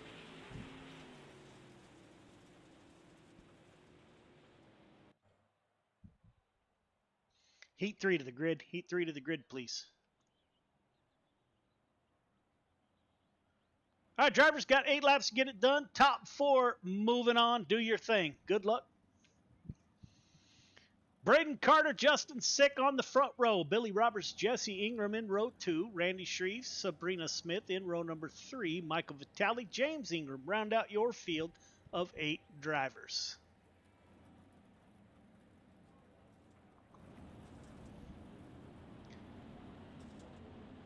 Randy Carter and Roxanne Jones shouting out. Ronald Griffin shows up on the scene. Ronald, welcome to the broadcast, sir. Cheering on Justin Sick in that 015 driver out of New York.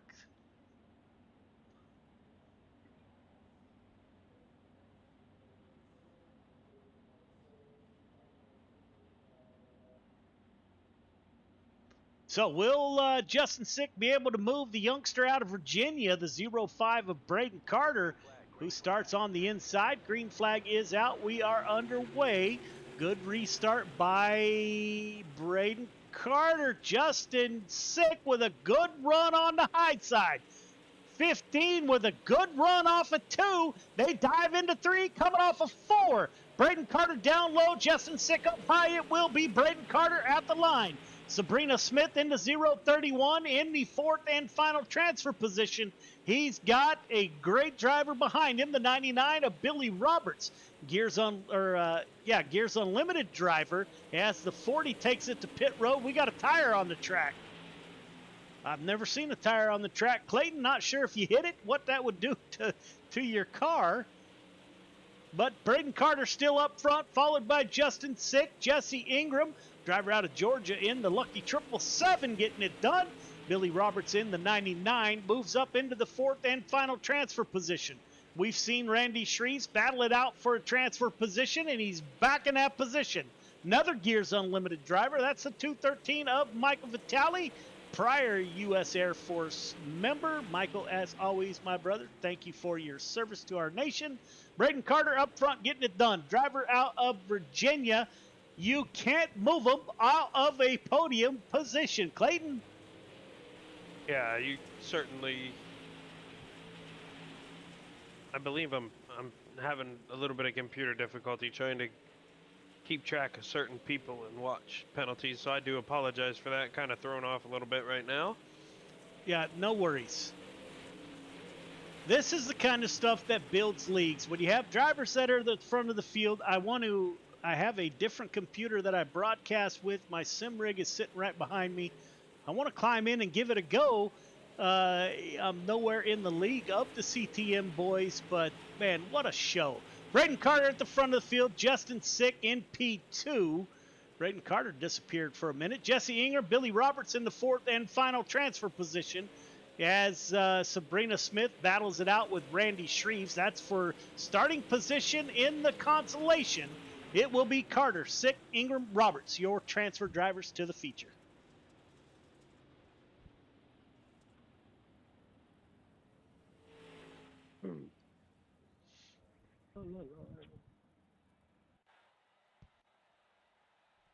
Heat 4 to the grid. Heat 4 to the grid, please. All right, drivers, you know the drill. 8 laps to get it done. Top 4 moving on. Everyone else going to a consolation race. Race hard, a race clean. Good luck. Dylan DeWert, Brett Carlton on the front row. Chris Cox, Gavin Chatham in row 2. Donald Ingram, Kelly Wheeler in 3. Caden Berry rounds out your field of 7 drivers.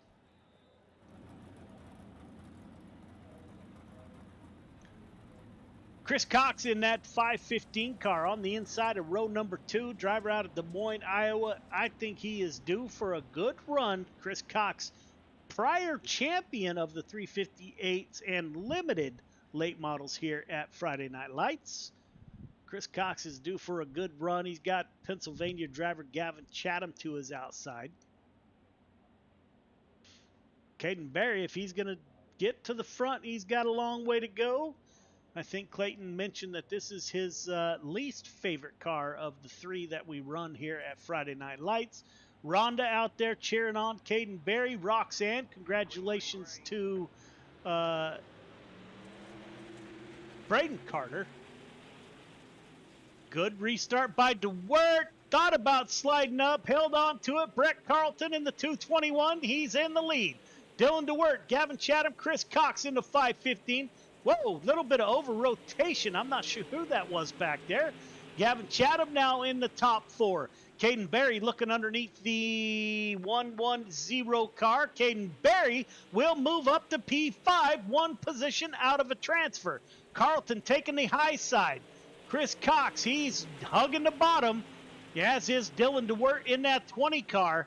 Gavin Chatham in a transfer position. Can Caden Berry gather it all up in a pro late model known for his sprint car prowess as the 12 car comes off of turn 4, taking a peek underneath Gavin Chatham for that 4th and final transfer position. Up front, Brett Carlton. Now him and DeWert, the 221 and the 20 having a battle at the front of the field. Carlton up high. DeWert down low, coming off of 4. Good run by DeWert on the bottom side. FTM to the point. Brett Carlton falls back to P2. Will he get a good run off of turn number 2? No, sir. Chris Cox falls in line. Gavin Chatham, he has a mirror full of the 12 car, the youngster out of New Hampshire. That is Caden Berry. It will be Chatham at the line. Kelly Wheeler looking for those two to make a mistake. Donald Ingram in the field, the 12 car. Prior active duty Air Force member. Thank you for your service, sir. Up front, Dylan DeWert getting it done. Now Chris Cox is moving in on Brett Carlton. We're coming to the white flag lap. DeWert, Carlton, Cox, Chatham, your top 4.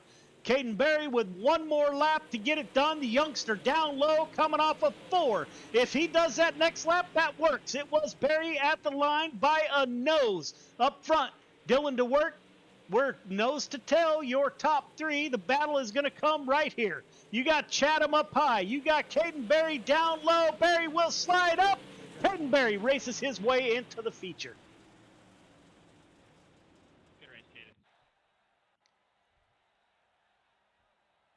Be main to the grid. Be main to the grid, please.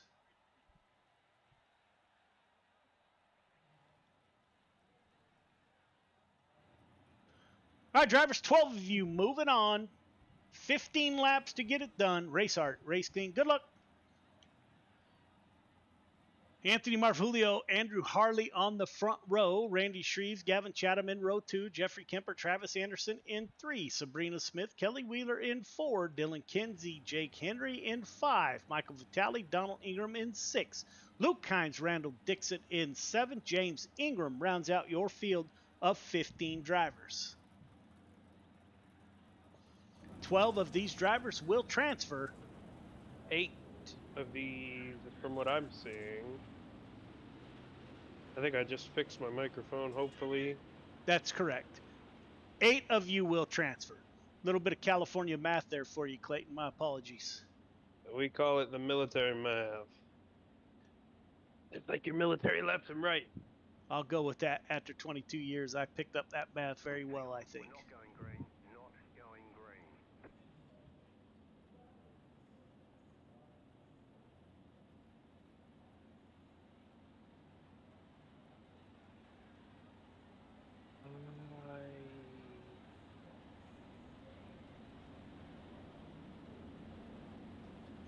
Pace truck should exit this time by. The lights are off on the pace truck. Anthony Julio will bring us to the green flag.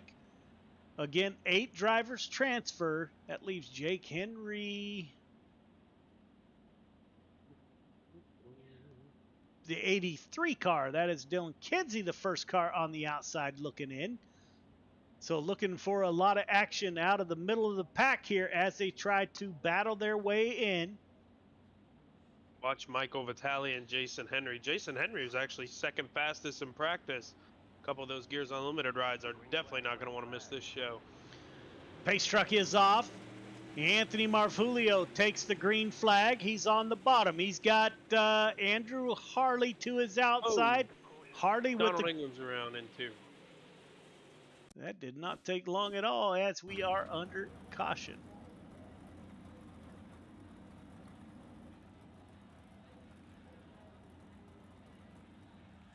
Looks like Randall Dixon here. And is it, real quick question, is it 2 EOLs in the series or 2 EOLs in a single race? In a single race, they are done. Okay. Looks like the 10 car checked up. EOL 011. And the 011 was not able to check up. He gets into 2 cars on that lap.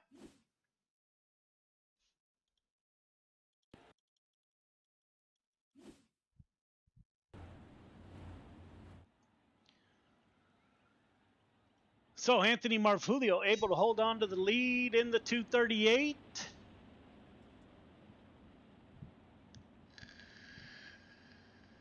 Here we go.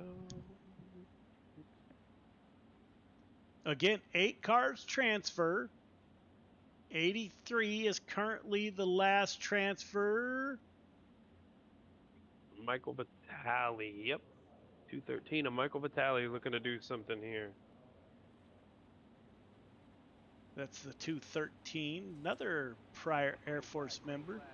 As the, I don't know who that is right there, the 031 getting a little aggressive under caution. Anthony Marfulio, he takes the lead. Randy Shreves in the 56 car. Randy Shreves wants P2. He's going to move up. Andrew Harley, Gavin Chatham. Chatham running the extreme outside. Caution comes back out.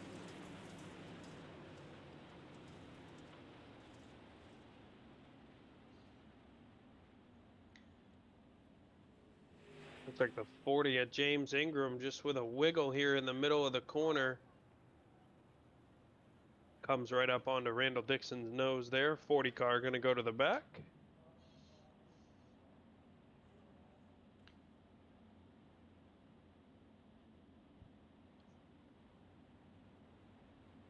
.031 car, watch contact under caution, sir. Leave a little bit of gap between yourself and the car in front of you. That goes for everyone. Watch your contact under caution. Thank you. So we'll line them back up on lap 3 of 15. Anthony Marfulio, the driver out of the Boston area, is on the point.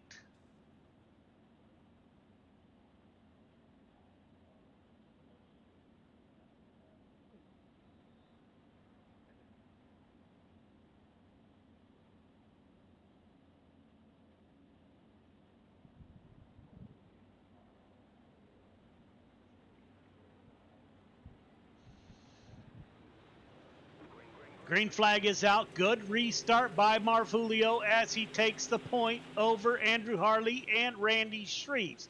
Gavin Chatham, he's getting up on the outside. Jeffrey Kemper in P5. Kelly Wheeler in the 110 car. He's rolling the bottom. Dylan Kinsey in the 83 car. He's on the bottom with that 011. Here comes Michael Vitale. We talked about him earlier. Michael Vitale needs one more position to transfer. The driver in the 213 Gears Unlimited ride. He's on the high side. Yes, the 17 car thought about taking a look on the inside of the 213. Up front, Anthony Marfulio set and sell. We got a wad of cars for 2 and 3. Randy Shreves, Harley, Kemper, Chatham, all in a group. Marfulio has to love seeing this in his rearview mirror, Clayton, as these cars, 2 by 2 for second and third. Yeah, absolutely. And if you're Michael Vitale, it's what you want to see out front. Everybody gets too wide. They're cutting each other's momentum off of the corner. And Michael Vitale just able to hopefully throw himself into the mix. You don't need to pass all of them. Yes, you'll be starting for the back of the feature, but you'll at least be in the feature if you can get one pass here. That is the battle right there, the 17 and the 213 of Michael Vitale. Contact made by the 10 car. Gets those two loose. And it was on from there. The broadcaster's curse. Indeed. Take a look here. Yeah, it looks like Donald Ingram just washing up right into the back of the 213.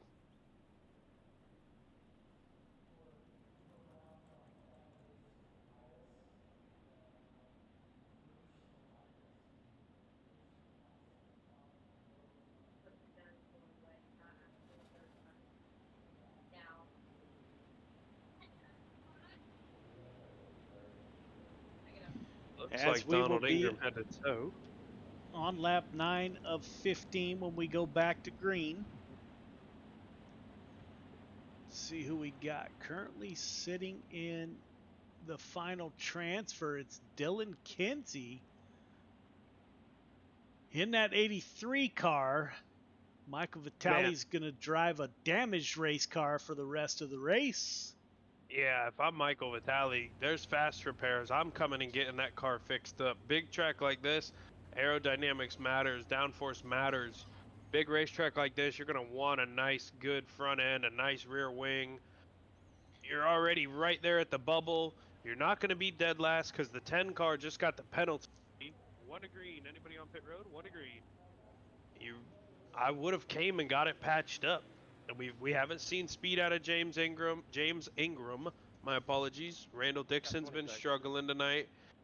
Man, he could have got it patched up and have a little bit better shot in a fight right here with either the 11 or the 83 there of Dylan Kenzie. Yeah, those two cars in front of him look like they're in good shape. That 213 looks hurt. He's going to have to hope for another big pile, stack up type of group right here if he wants a shot. That 213 by himself is going to struggle. Green flag is out. We're back underway. Marfulio, Shreves, Harley, Kemper, Chatham, Smith, Wheeler, and Dylan Kenzie, your top 8, as the 213 has a handful of a ride as he tries to battle his way in. Up front, we're going to go side by side by side. Randy Shreves is going to battle it out with Harley. Jeffrey Kemper, he's going to get on the tail of the 56 car. This is your top 8, and they are going at it for starting position in the feature. Gavin Chatham up there tries to dive underneath. Sabrina Smith into 031 getting it done. Dylan Kenzie, Kelly Wheeler, not sure how hard those two will run as they are currently in transfer positions with no pressure from behind. If I'm a spotter, Clayton, I'm telling them, find a safe place to run and run hard. Yeah, absolutely. You get into something now, you're done. That's Michael Vitale's only saving grace right now is if one of these guys misjudges a corner or overdrives a corner, doesn't know somebody's on the outside, anything to cause a wreck. You total yourself. Michael Vitale on his end, he's happy he can get in the show, but man, you're done. There is no coming back if you get into something right now. 2 laps to go, you won't be able to drive through the field that quick to get back up to the top 8. Marfulio setting sail in the B main. Randy Shreves, Harley, Kemper, they're nose to tail. Gavin Chatham is still going to go side by side. Pennsylvania driver on the inside of Oregon driver Jeffrey Kemper at the white flag. Sabrina Smith, Dylan Kenzie, and Kelly Wheeler in that 110 car. Anthony Marfulio, one more corner to navigate. He will drive his way into the feature. Marfulio, Shreves, Kemper, Chatham, Smith, Kenzie, and Wheeler. Your top 8 moving on.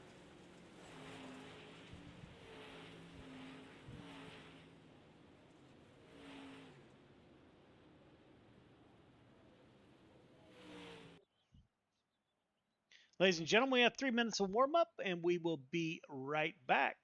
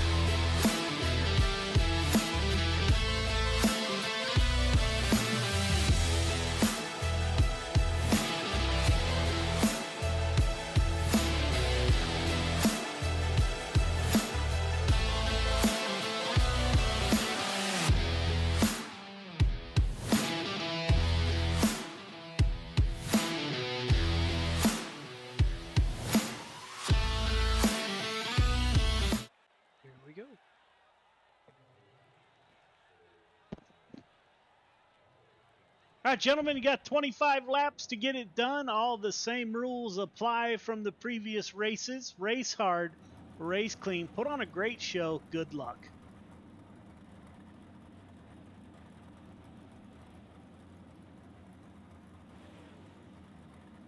Late models 30 lap features now? 25. Is it 30? Is it showing 30? Yes, sir. The modifieds were too. Michael Carter, Joseph Grandy in row 1, Braden Carter, Dylan Wirt row 2, Cale Smith, Anthony Morano in 3, Justin Sick, Brett Carlton in row number 4, Clay Christopherson, Logan Wentz in row number 5, Jesse Ingram, Chris Cox in row number 6, Samuel Bachman, Heath Dyke in 7, Billy Roberts, Caden Berry in 8, Anthony Marfulio, Randy Shreves in row number 9, Andrew Harley, Jeffrey Kemper in 10, Gavin Chatham, Sabrina Smith in 11, Dylan Kinsey and Kelly Wheeler in row number 12. That's 5 more laps for Joseph Grandy to get his first late model win in the season. Yeah, my apologies. I must have done that when I set it up, changing the format. So they are 25 laps tonight. You guys get a bonus 5 laps in the pro late models. You got a pick in the late models tonight? You know what? I'm going with Grandy, actually. Oh, you took my pick. All right, well, we're both going Grandy. All right, drivers, this is 30 laps, not 25. My apologies. Good luck. Rhonda out there cheering on Caden Berry in that 12 car. Randy Carter cheering on the CTM guys. Justin Sick is in the race, so he sent out a message earlier. Roxanne Jones congratulating Caden Berry. Ronald Griffin out there. Who do you got winning the feature? Let's hear from the fans out in the audience. Michael Carter with the start. He is on the inside. Carter squared is looking about going 3 wide on lap number 1. The youngster, he's not going to hold back.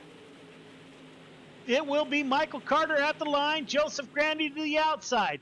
Oh, we got a pile up.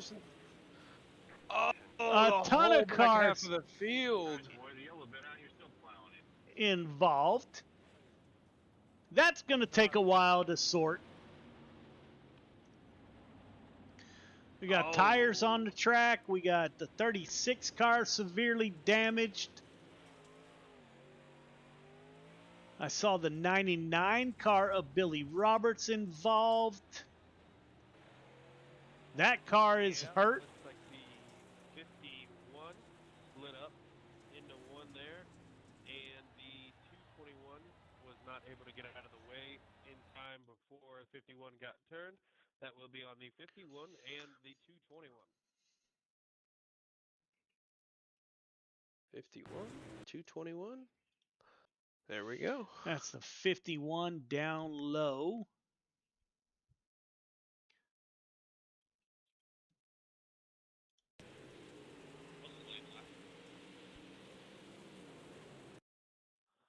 I'm showing everybody on lap 2 there, Heath.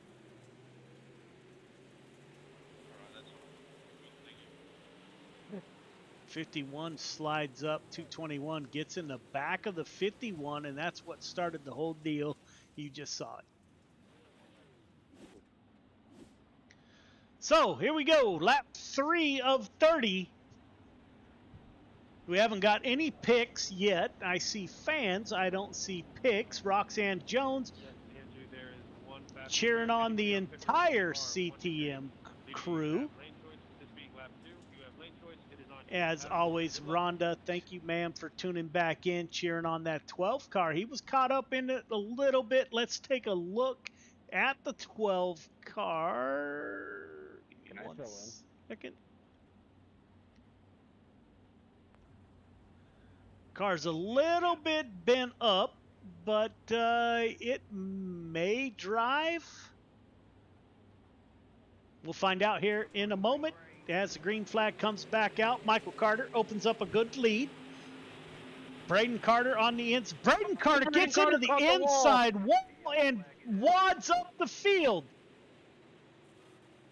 Holy smokes, Braden Carter, the first mistake I think I've seen him make all year.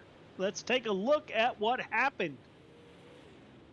Mm-hmm.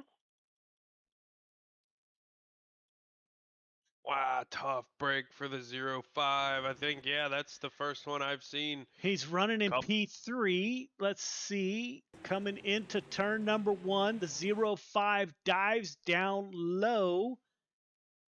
It looks like that corner just juts out a little bit, and boy, he found it. Cale Smith, his teammate, right behind him. You can see the dents on the front of the 115. The 20 car gets by.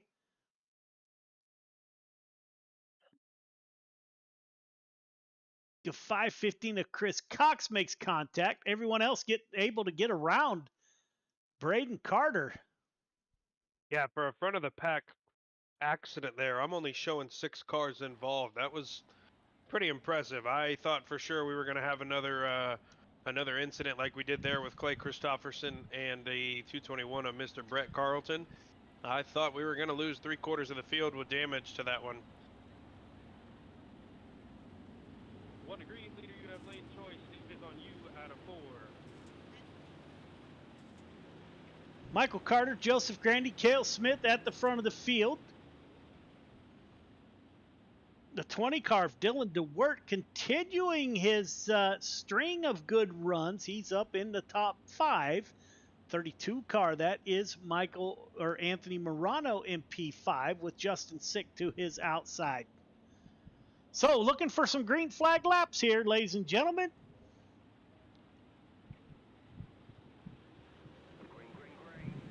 As we are back under green, it is Michael Carter with a good restart. Cale Smith on the inside.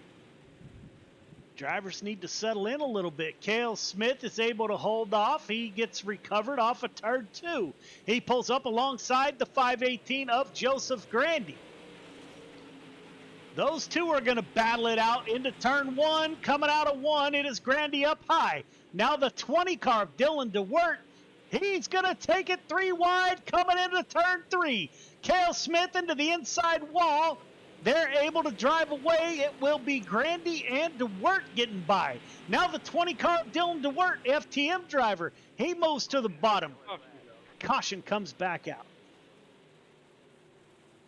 Could be Jesse Ingram. Let's take a look.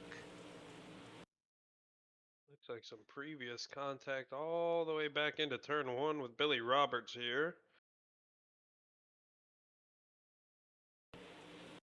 The 99 car below you, the 77 car, that is Ingram in the black and green. Billy Roberts slides the 99 in. Yeah, 777 at fault there. I got a block there. Good. Billy Roberts on the bottom, tries to roll around the bottom. Billy, you're dirty, bro. Makes a little bit of contact. Nope. Call outs are not Those two make contact. Not allowed, guys. Jerry. Play, no. Knock it off, boys. So up front after the melee, it looks like Michael Carter still at the front of the field.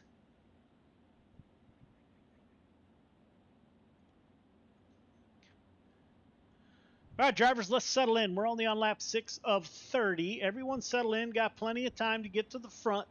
Let's put on a good show. Good luck.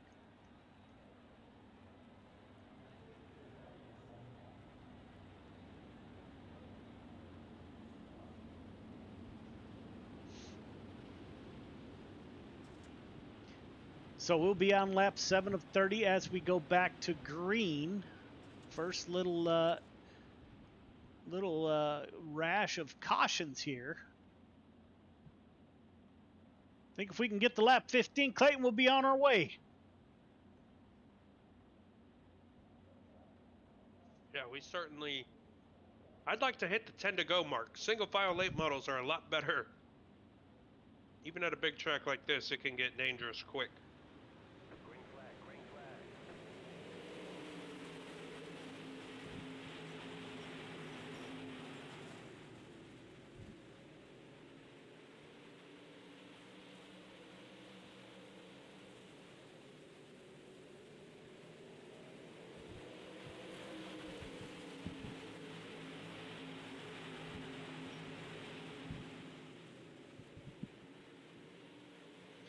Michael Carter at the front of the field. Cale Smith in P2.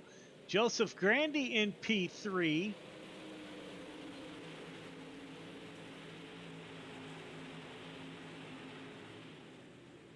The FTM car, that is Dylan DeWert. He moves back to P4. Anthony Morano battling it out. Morano throwing it up high, opening the door for the 15 of Justin Sick. Justin Sick is able to tuck it in below the 32. As they separate themselves, the 515 of Chris Cox battling out with Logan. A little bit of contact there. Logan Wentz and Gavin Chatham. Randy Shreves back in the mix. Kelly Wheeler in the 011 car. Our friend from Australia, that's Heath Dyke. He's back in P12. Andrew Harley in the military tribute car. He's back in P13. Clay Christopherson in the 51, battling it out with Jeffrey Kemper to his inside. Boy, the 83 car got wicked loose. That pushes the 238 to the outside. Braden Carter trying to come back through the field. In the 05, he's going to battle it out, but Caden Berry. Berry thought about sticking his nose in down low.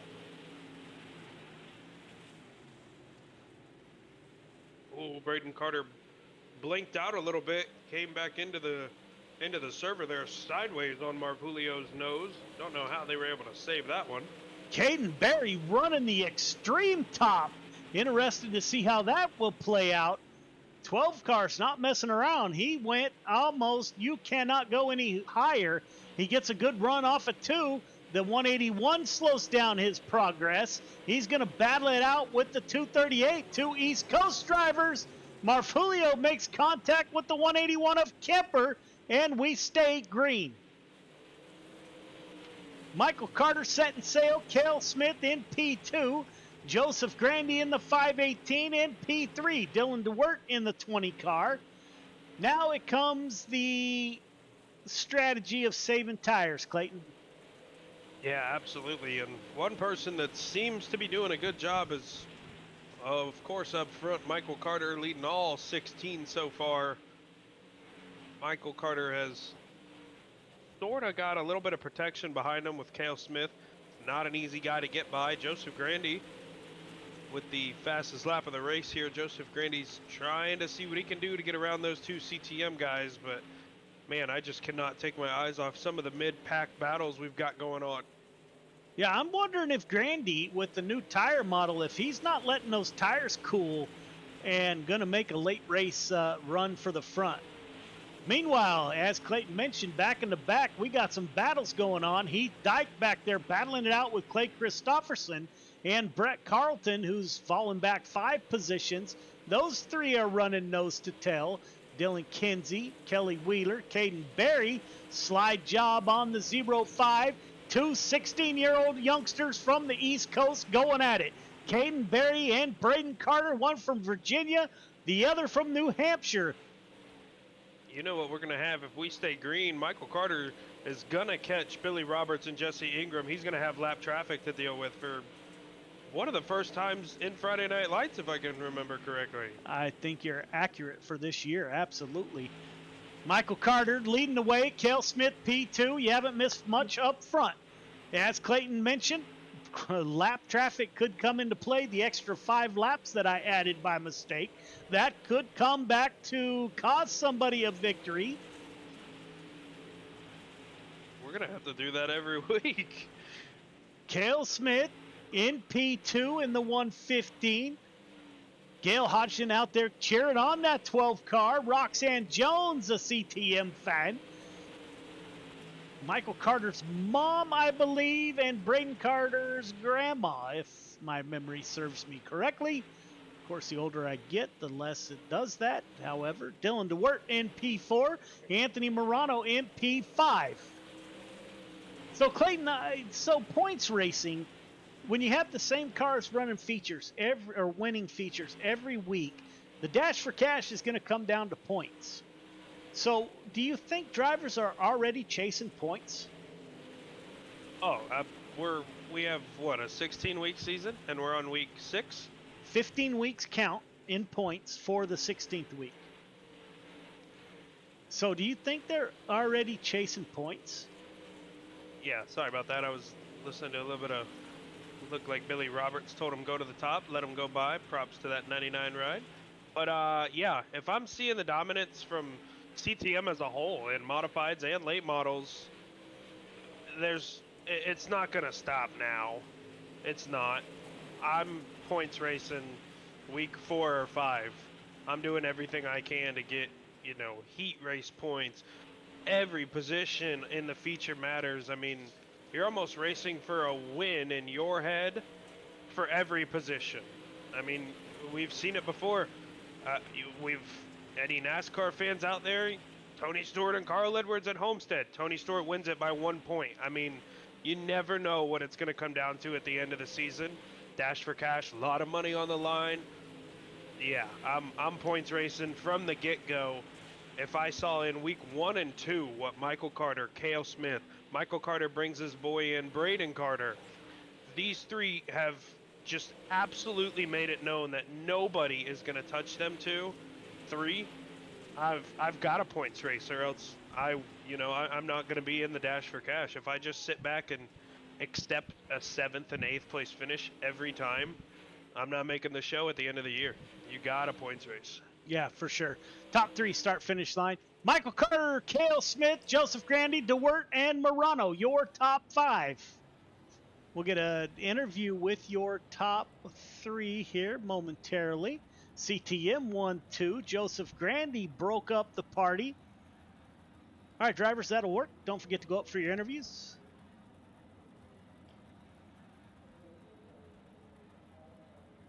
Let me get set up for the replay here. Clayton, if you can grab one of them.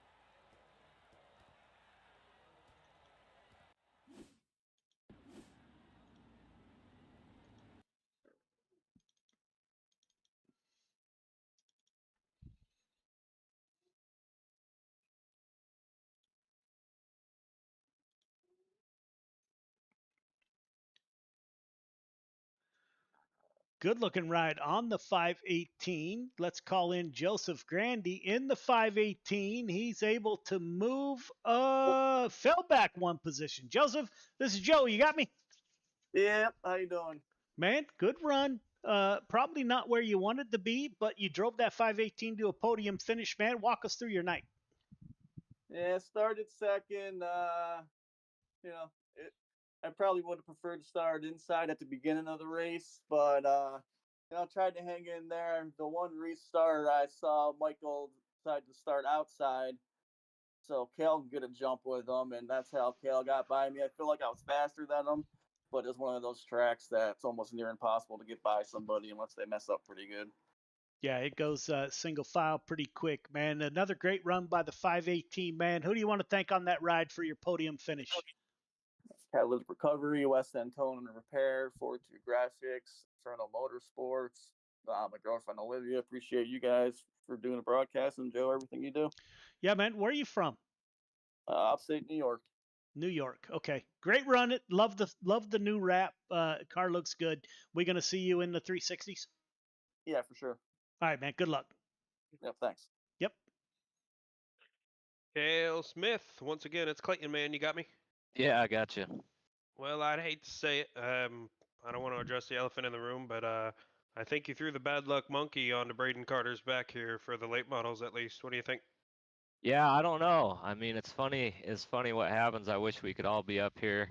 He was right in front of me when that happened. I told him I'd have to look at the replay, but man, it looked like his left front just clipped the wall, and iRacing does that sometimes. It just kind of stuck weird, and yeah, I felt bad for him, but he would have for sure been up there with us. It was a good track. The car felt really good. It was tough. I felt like I had to fight off Joe there at the end. Man, he's gotten since this update, he's gotten super quick, and it's tough competition, man. So just happy to get away with the second. Happy for my teammate.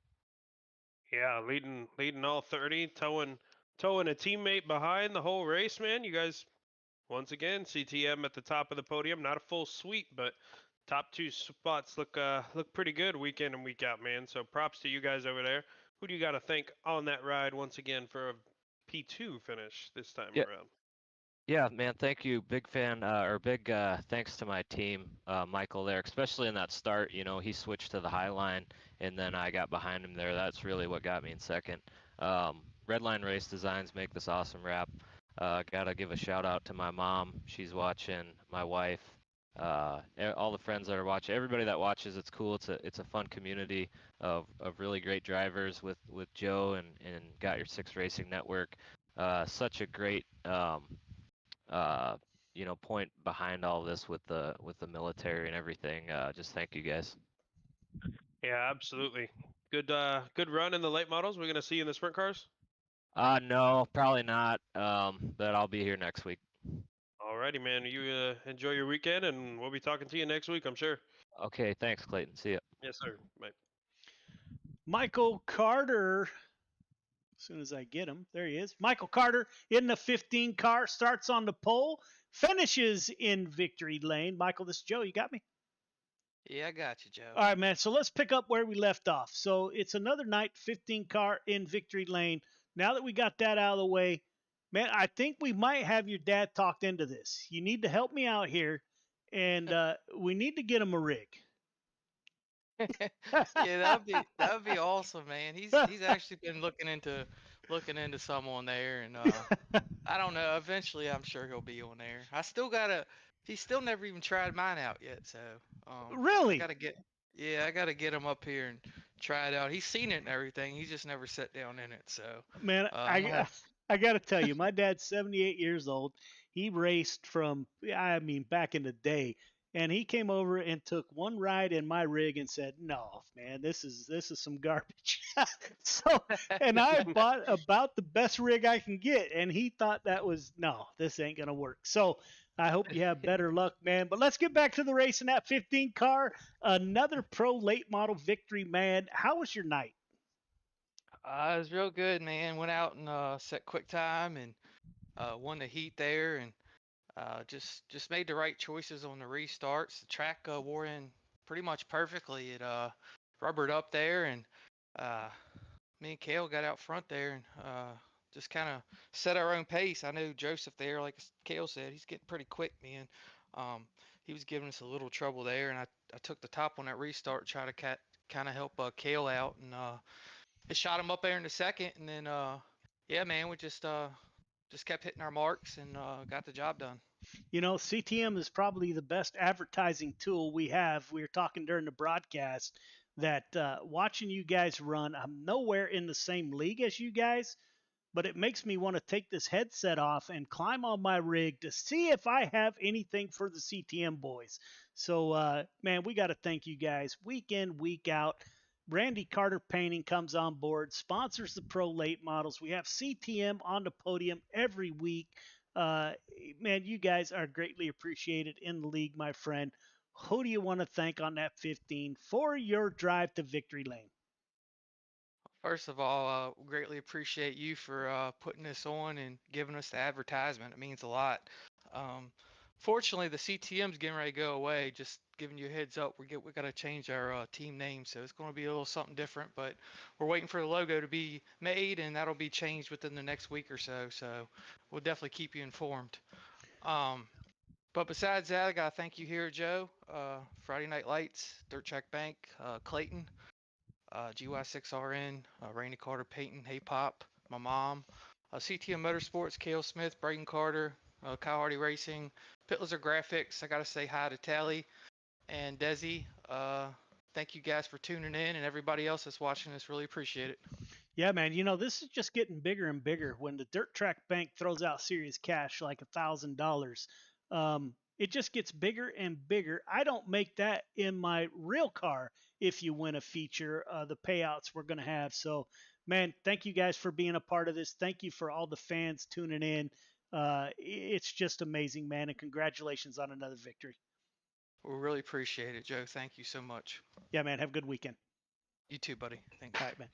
All right, ladies and gentlemen, we'll take a quick break. When we come back, we will be with the 360 sprint cars.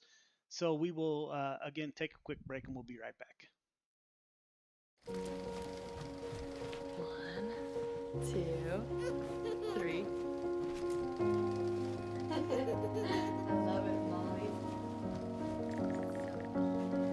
They say it's a matter of time, 1,000 days and the sun won't shine before I come back to you. For your love I will go far, I wanna be wherever you are. I know I'm coming back for you. Brother, it's good to see you. Our love is a river long, the best ride in a million wrongs. I know I'm coming back to you. And I'm happy, nothing's going to stop me.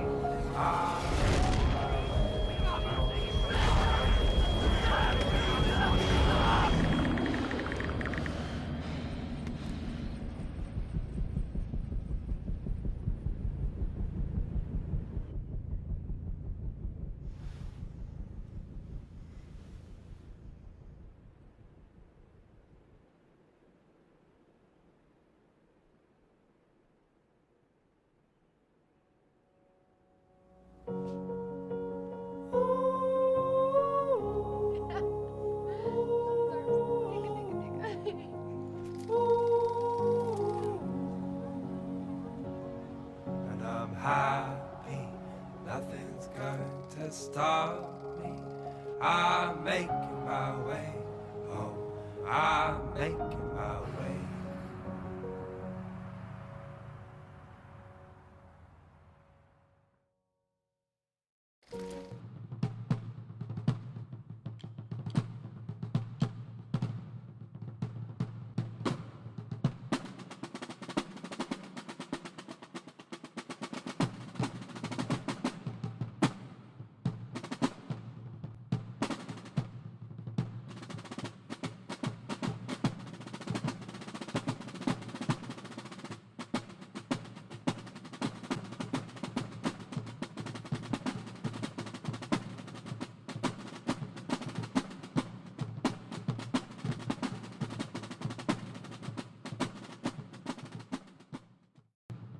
When people hear a Till Valhalla project, the first thing they might think of is our shirts.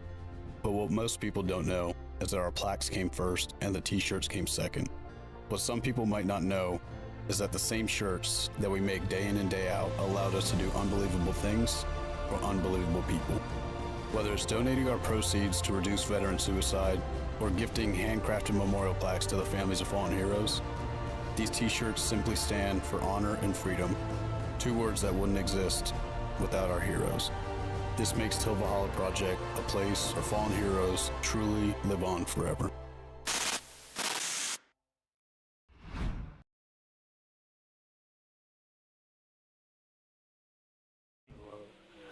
All cars, clear the track, please. All cars, clear the track, please.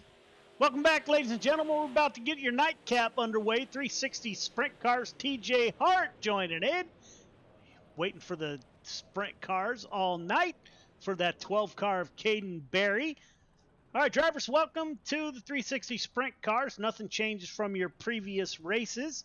The only difference is we will not have a C main. We will have a consolation, and it looks like we will have 4 heats. So either 8 or 12 cars will transfer. No call-outs over the mic, please. No intentional contact. All the same rules apply. Any questions, comments, or concerns, now would be the time.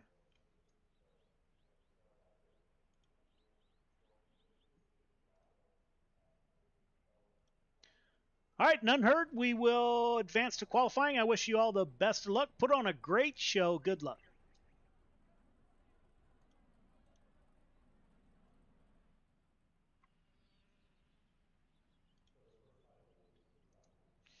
All right, Clayton, now we're in 360 Sprint Cars. So what are we looking at here?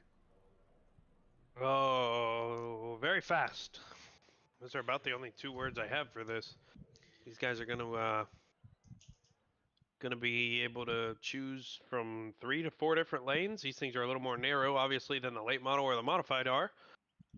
We're gonna see very high speeds all the way around here. Very little throttle lifting. We're gonna still see some throttle control, but straightaways, man, if you can catch moisture, you're wide open carrying.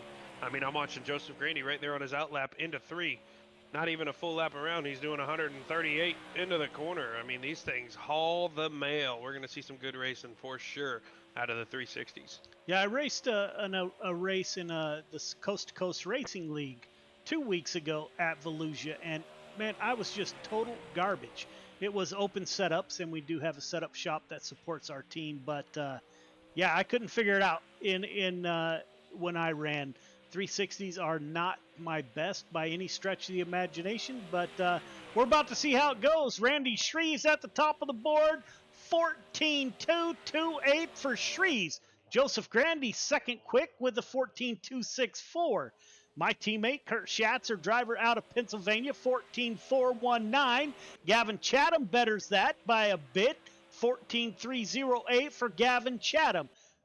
David Badio, 14.430, quick. Donald Ingram out on track in the 10 car. I thought, can't find him. Braden Carter in the 05, 12th quick, 14.616. Shree still at the front of the board. Matt Grimm in the 91 Wyobe ride. He moves up P3, 14.265. Gavin Chatham, he's in 4th quick. Caden Berry good enough for 5th quick, 14.389 for the youngster out of New Hampshire. David Badio shuts it down 8th quick, 14.430. Heath Dyke, our friend from down under, 14.474, good enough for 10th quick. And that went by super quick. We're waiting for Jason Haynes, our driver out of Canada, who hasn't come out for his laps yet. Caden Berry still out on the track, getting a little extra practice time, as is Gavin Chatham.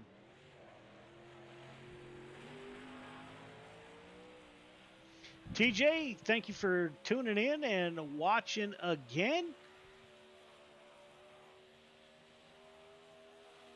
I'm not sure if Jason Haynes or Michael Carter will make the grid. We're running out of time. If they're going to go, they better go quick. I don't see either of them on track on my track map right now. No, I'm showing them in the server, but no laps ran as the 24 car. That's Gavin Chatham getting a few extra laps. Shreves, Grandy, Grimm, Chatham, Berry. 2 Wyobe drivers in your top 5. Heat 1 to the grid. Heat 1 to the grid, please.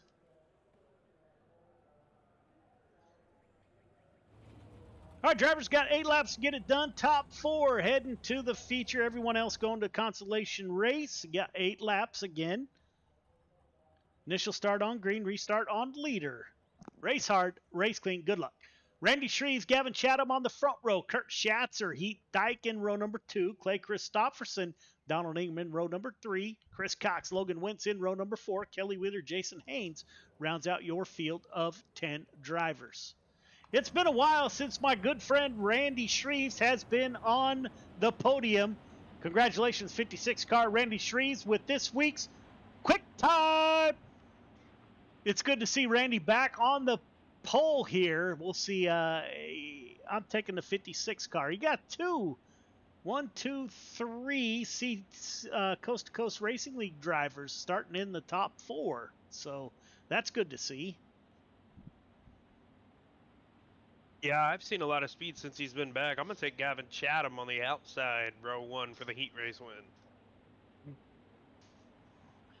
Pace truck has exited. 8 laps. Green flag is out. We are underway. Oh, Chatham. Yes, he did. Great start by Chatham as he pulls into the lead. And not just a little lead. Chatham dives out to the front. Randy Shreves, P2. Heath Dyke in the 36 car in P3. Kurt Schatzer, driver out of Pennsylvania, and my teammate in the dirt track bank, and I got to get a picture of it. 18 car in P number 4 as the caution comes out. Logan Wentz involved, it appears. Let's take a look. Oh, excuse me. Chris Cox comes up. You got the 66 car, so Haynes did make the heat. Not sure who was coming up and who was going down. Yeah, I got Jason Haynes' right rear, of course, from Logan Wentz angle, and then when I go to Jason Haynes camera angle, I've got Logan Wentz coming down a little bit, at least it looks like. Crunches that front end.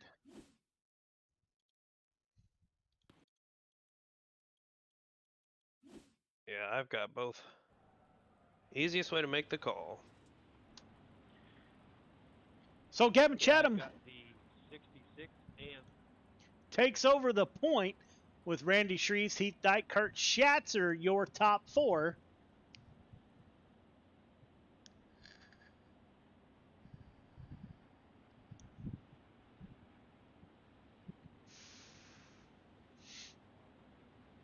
All reef starts are single file.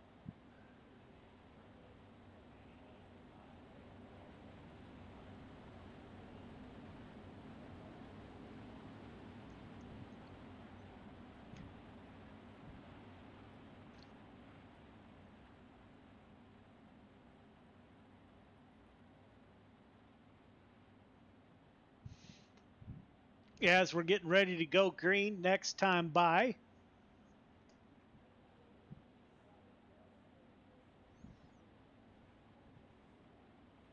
Here we go.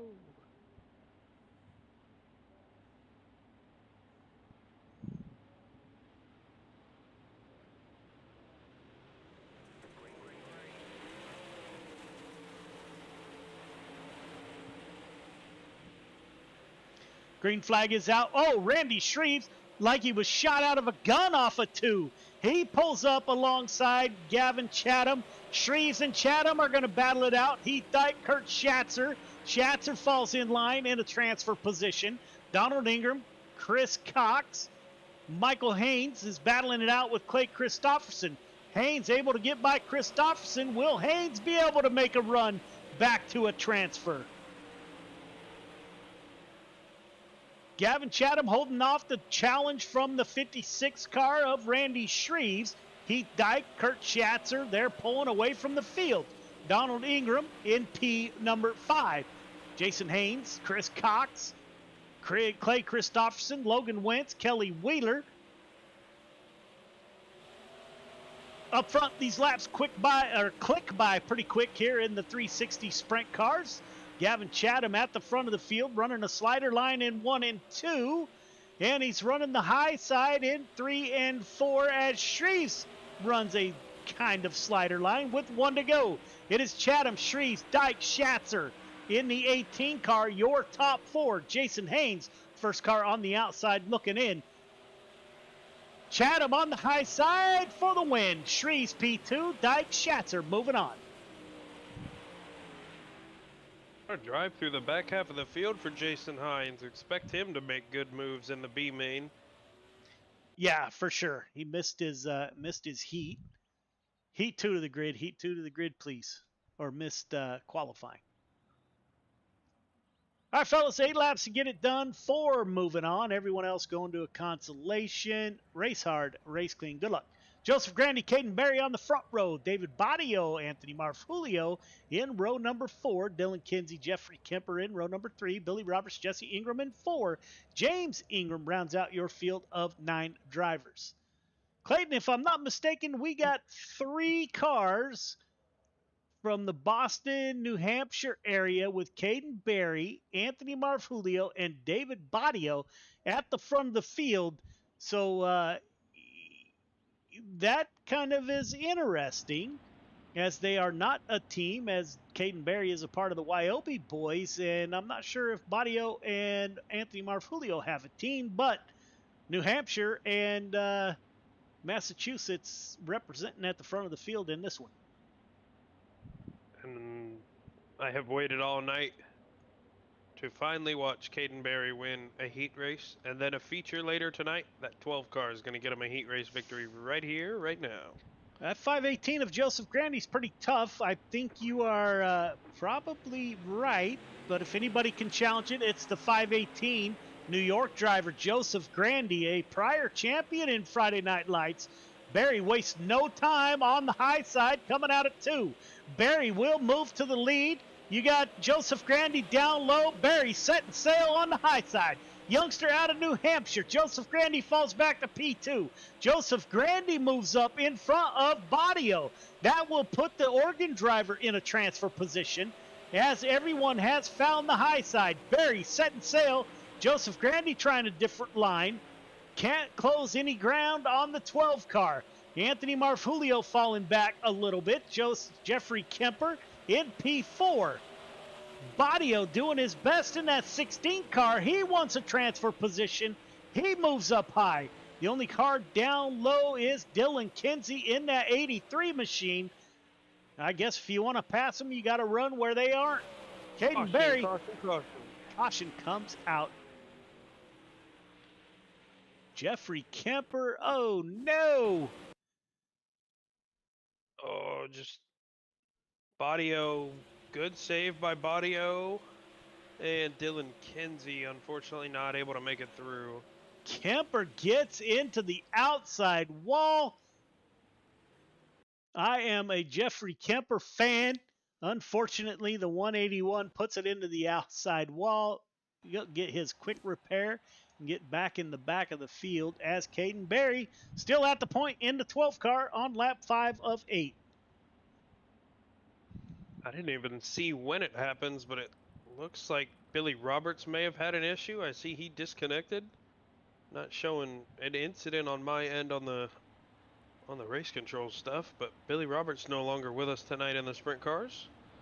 So our driver out of Missouri shuts it down. Owner-operator of Gears Unlimited and Gears Unlimited Racing Team. No Michael Vitale, I don't think, in sprint cars tonight either.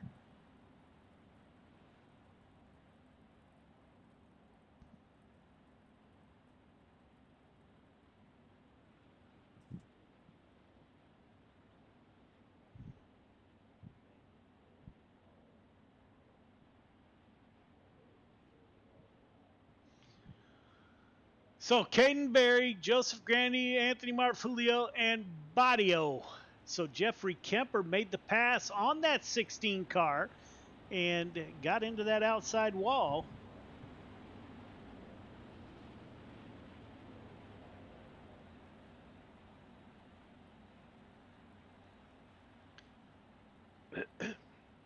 Pace car will exit next time by. We'll go back to green flag racing on lap 6 of 8.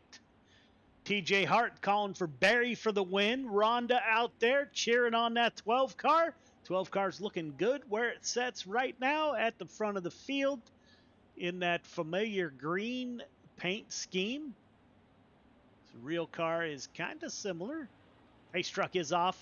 Caden Berry looking for the green flag. Green flag is out. We are back underway. Good start by Berry. Joseph Grandy. Grandy's running a little shallower entrance into turn 1 and 2, but can't make up any ground on that 12 car.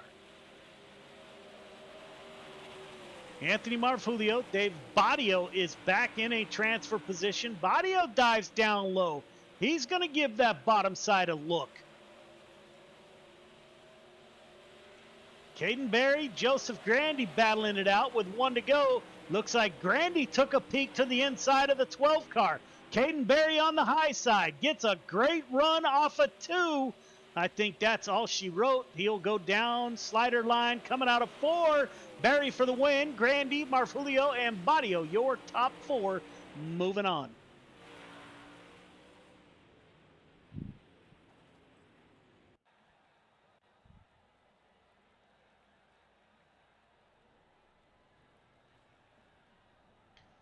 Heat 3 to the grid. Heat 3 to the grid, please.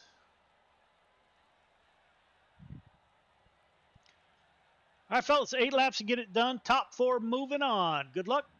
Matt Grimm, Braden Carter on the front row. Anthony Morano, Michael Vitale. There is Michael Vitale on row number 2. Dylan DeWert, Jake Henry in row number 3. Luke Hines, Samuel Bachman in 4. Michael Carter round out your field of 9 drivers.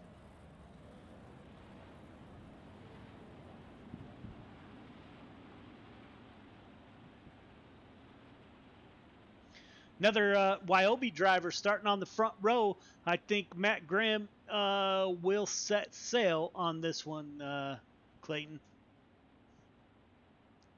I think the only one that could give him a run would possibly be Anthony Morano. I've seen a lot of speed out of the 32 all 3 series tonight.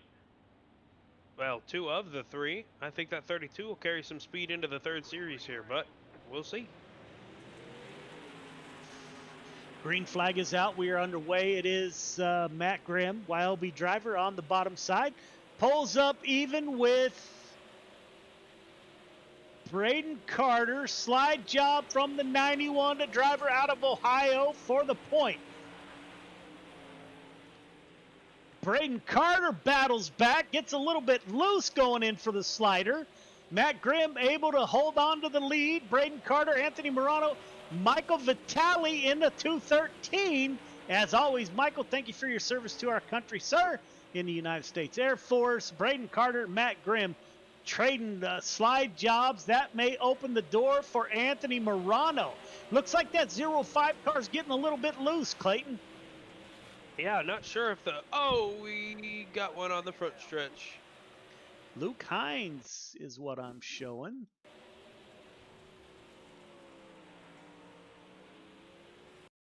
I love when all 3 cars come together. This will be a fun one to pick apart. Luke Hines swerves up and holy smokes. And that, sir, is the exact problem I had last week trying to run here in a 360 sprint car.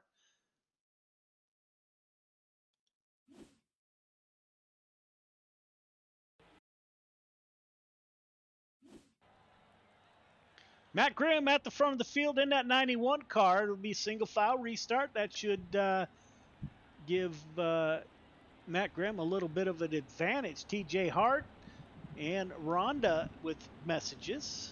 And our very own Clayton Hack.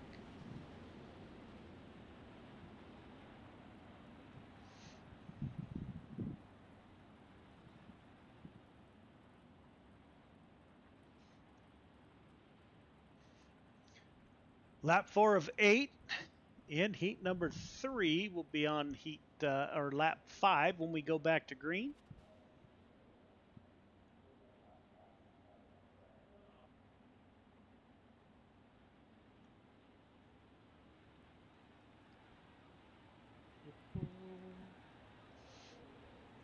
Lights should go off on the pace truck this time by.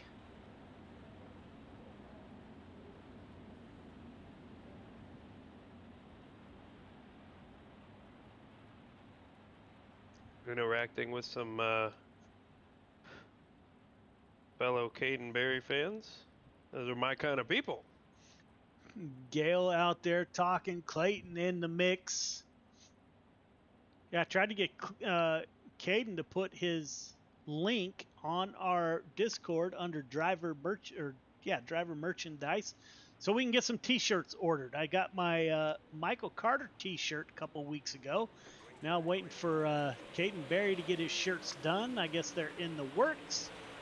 Any drivers out there on our Discord page, please put any links to your merchandise in our merch folder on Discord for a link of where we can get your gear. Anthony Morano P2, Braden Carter back up to P3. Oh. Caution comes back out once again.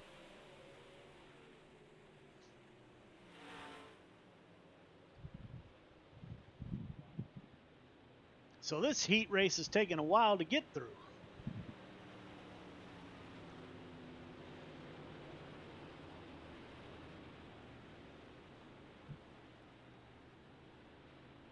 Take a look. Jason Henry, Michael Carter. Oh, Jason Henry down off of 2. As well as... Oh, man. We're going to have 2 DQs here. Jason Henry coming down off of turn 2. Michael Carter going up. And then Samuel Bachman, I believe, just trying to make the pits. Yes, he was.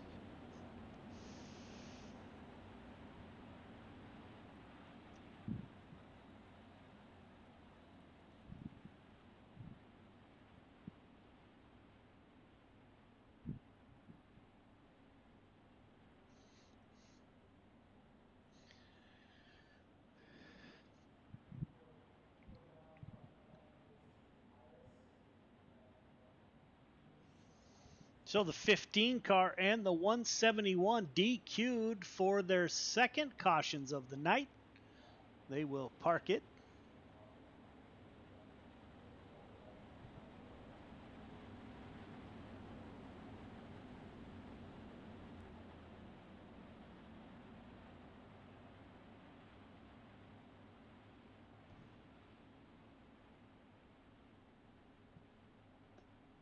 Matt Grimm still at the front of the field, a YLB driver. Anthony Morano. Let's go on board with Anthony Morano. I couldn't see Sherry on board that ride. Both places covered up with roll bars there. Again, Sherry, if you're out there, thank you so much for supporting Friday Night Lights and your husband. Pace truck is off. We are underway on lap 7 of 8, 2 to go. Matt Grimm on the high side. Anthony Morano trying to get the bottom to work. Braden Carter on the high side. Dylan DeWert trying to get the bottom to work.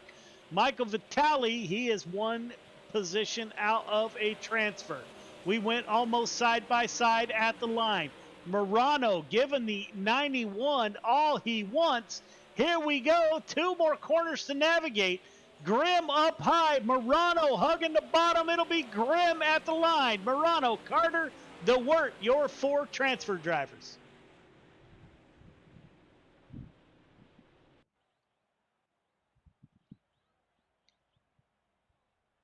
Be main to the grid. Be main to the grid, please.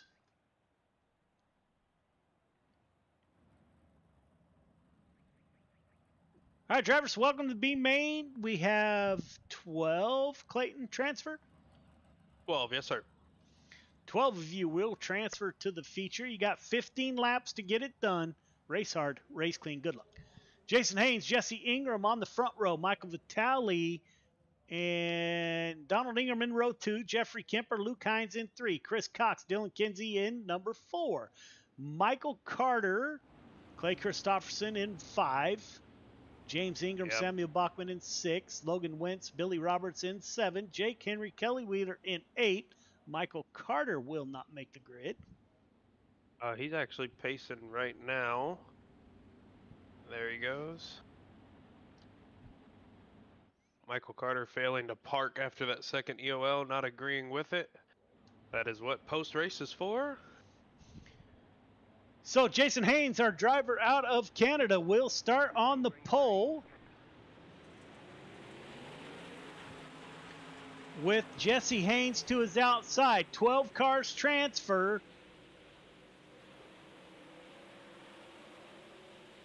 Only 11 on track. Looks like we got Logan Wentz on the backstretch in turn 3. Caution out for Logan Wentz. As our first caution comes out on lap number 1 or 2.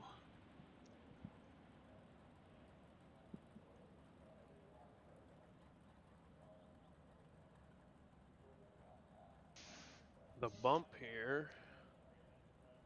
All right, drivers, as you heard, everyone heading to the feature. You're just racing for your starting positions. Put on a good show. Good luck. We will go single file.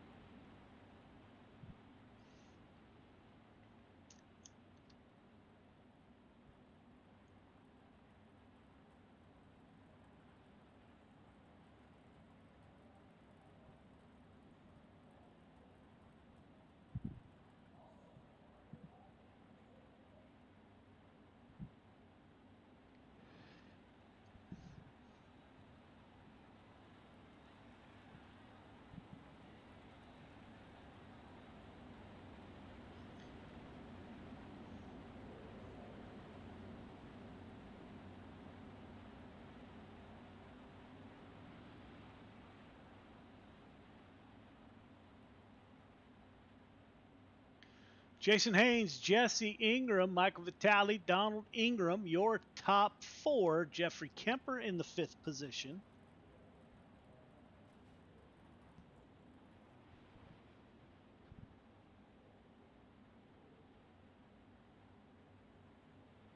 Pace truck will exit this time by.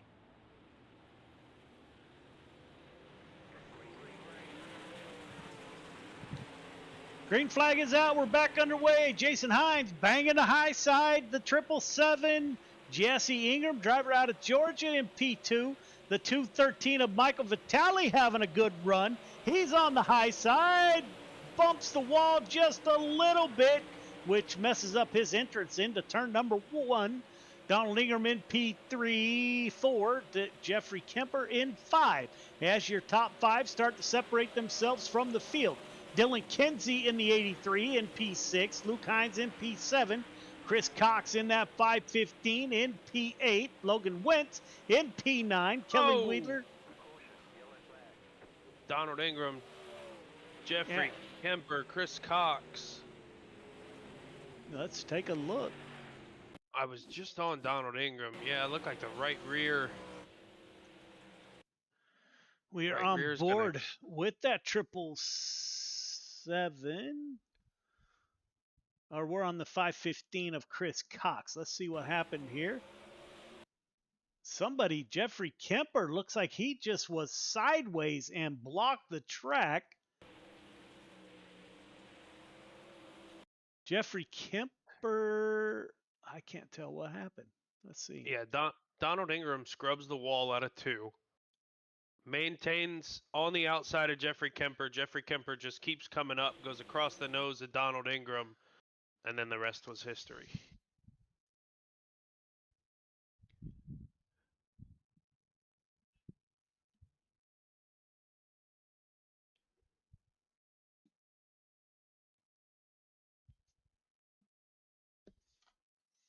So 181 and the 10 involved. 181 sideways takes out the 17 and 515. So race is having a little bit of caution fever here.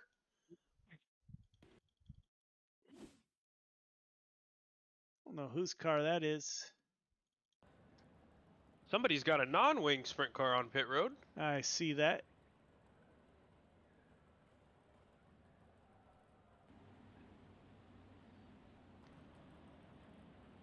Jason Haynes at the front of the field, leading Jesse Ingram, Michael Vitale, Donald Ingram, and Dylan Kinsey, your top 5.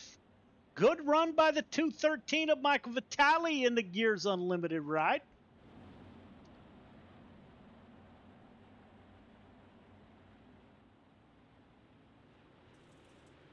Pace truck is off. We are back underway. Good start by Hines on lap 5 of 15. I found, and I'm seeing on track, that the 360 is very unstable, and it's got to be all throttle control. I couldn't figure it out. Hopefully these guys figure it out before the feature. Hopefully. They would be doing better than I have, because I've been trying to figure it out for 2 years, 3 years now on the sim, and I still don't know what I'm doing. Yeah, I'm being told that update to the sprint car model really changed the handling of these cars. Oh, Jeffrey Kemper again, sideways off of 2, gonna keep rolling. Not sure what happened there. Haynes, Looks like Vitale, him and James Ingram got into another scuffle. Yeah, Jeffrey just takes a weird bounce. All rolling, everybody makes a show still. Just going to be further back in the feature there for Jeffrey Kemper.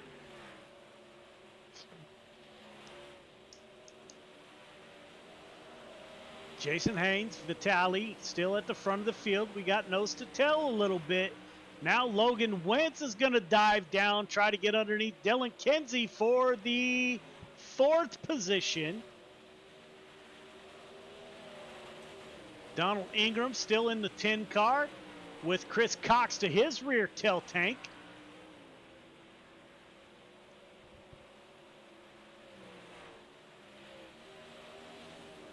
Looks like lap traffic may come into play as the 66 pulls up to the back of, I didn't see who that was in front of him. Jeffrey Kemper in the 181, it looks like. Yes, indeed. on lap 13 of 15. Jason Haynes closes that gap in a big hurry. He gets by Kemper on the back stretch. Gets no issues getting by. Gets by James Ingram. So he's able to get through the field.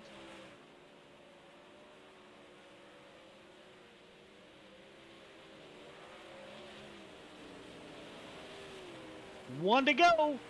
Haynes, Vitale, Wentz, Ingram, Kinsey, your top 5.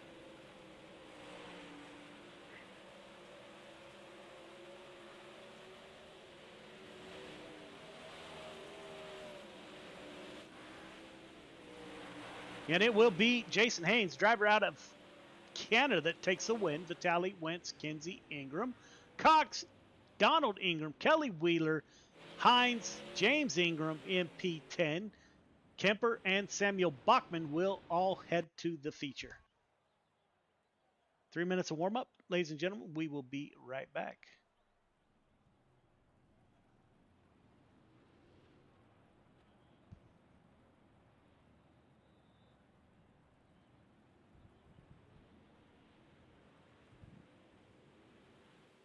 The goal at any given race is, of course, to win, and CrowdStrike, AWS, and DXDT were fortunate to achieve championship-winning results in 2020. We're extremely proud to be partnering with Operation Motorsport through our racing initiatives. Their program seeks to place military veterans in various positions inside a real racing team. The experience aids in their retraining, recovery, and rehabilitation. So my name is Chad Failing. I'm a staff sergeant retired out of the United States Army. I am with Kevin Boehm under DXDT. You're getting creative. You're getting taught to think outside of the box. We couldn't be more proud to be affiliated with this great program. In the spirit of giving back to the community and creating meaningful opportunities, we're committed to building a diverse motorsports platform with the amazing men and women who have served our country.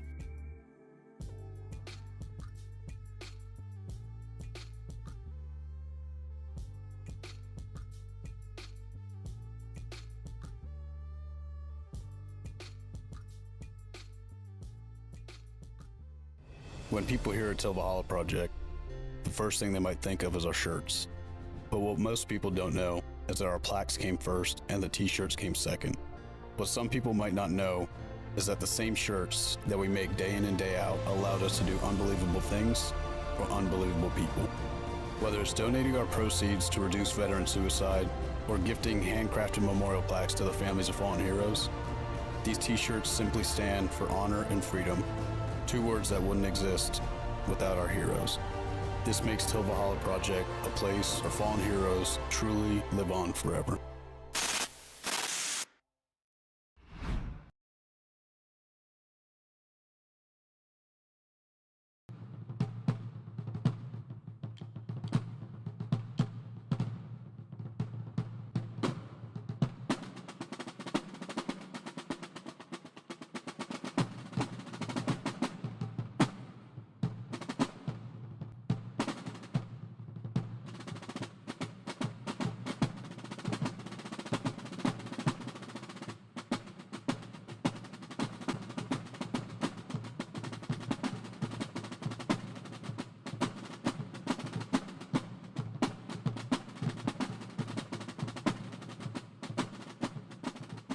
Welcome back, ladies and gentlemen. 30-lap feature in the 360 Sprint Car coming up to close out Week 6 here at Volusia.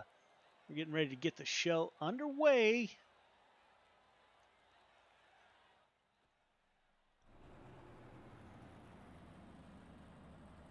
All right, drivers, welcome to the feature. You got 30 laps to get it done. Initial start on green, restarts on leader. Race hard, race clean. Good luck. Gavin Chatham, Caden Berry on the front row. Matt Grimm, Randy Shreves in row number 2. Joseph Grandy, Anthony Morano in 3. Heath Dyke, Anthony Marfulio in row number 4. Braden Carter, Kurt Schatzer in row number 5. Dave Badio, Dylan DeWert in 6. Jason Haynes, Michael Vitale in 7. Logan Wentz, Dylan Kinsey in row number 8. Jesse Ingram, Chris Cox in row number 9. Donald Ingram, Kelly Wheeler in row number 10. Luke Hines, James Ingram in row number 11. Jeffrey Kemper and Samuel Bachman round out your full field of 24 drivers. So Gavin Chatham on the pole. He's got the youngster Caden Berry to his outside. Wyobe starting 2-3 with a mixture of Gavin Chatham and Randy Shreves in that mix. Who you got? You know I want to pick Caden Berry. I got to go with Randy Shreves. He's due in that 56 car. My friend from Illinois is gonna bring it home.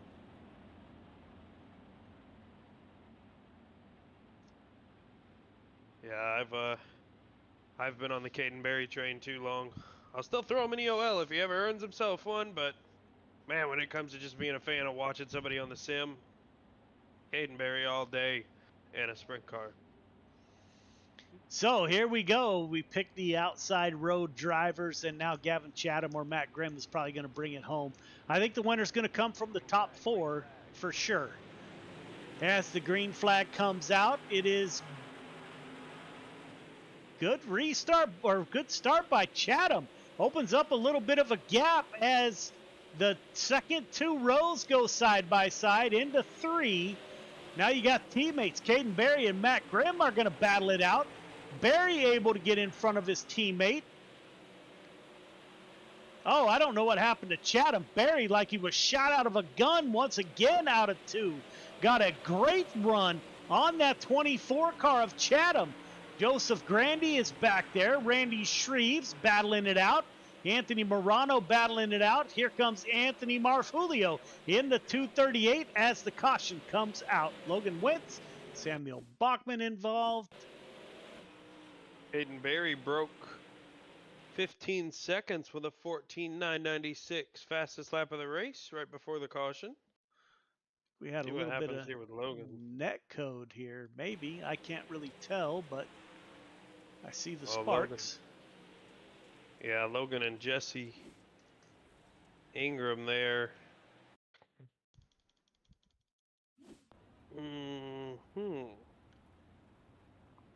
So we'll leave that one up to Clayton as Gavin Chatham is able to take the lead back.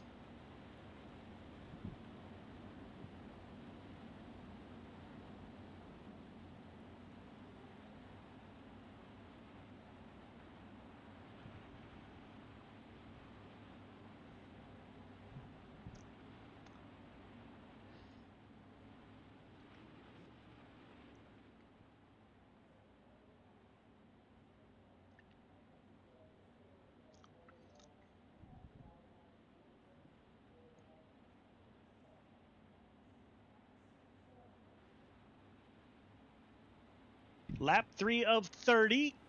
Chatham, Berry, Grimm, Grandy, and Shreves, your top 5.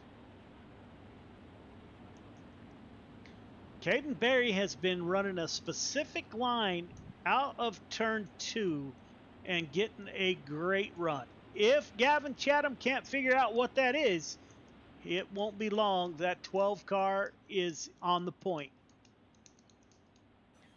Lights are off on the pace truck.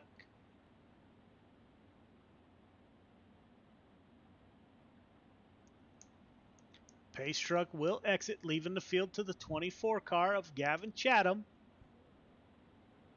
So we got Pennsylvania, New Hampshire, Ohio, New York. Oh. Let everybody get through. We will be re-racking that start. Yeah, caution is going to come out for that restart.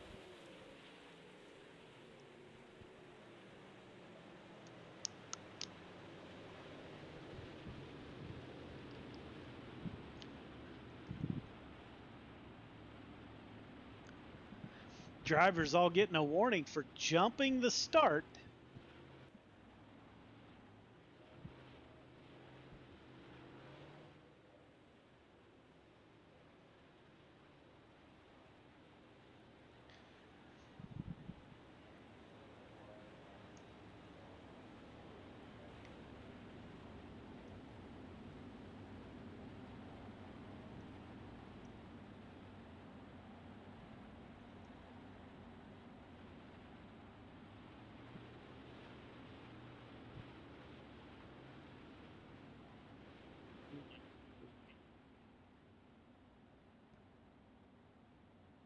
So we got Gavin Chatham, Caden Berry, Graham, Grandy, Shreve, your top 5.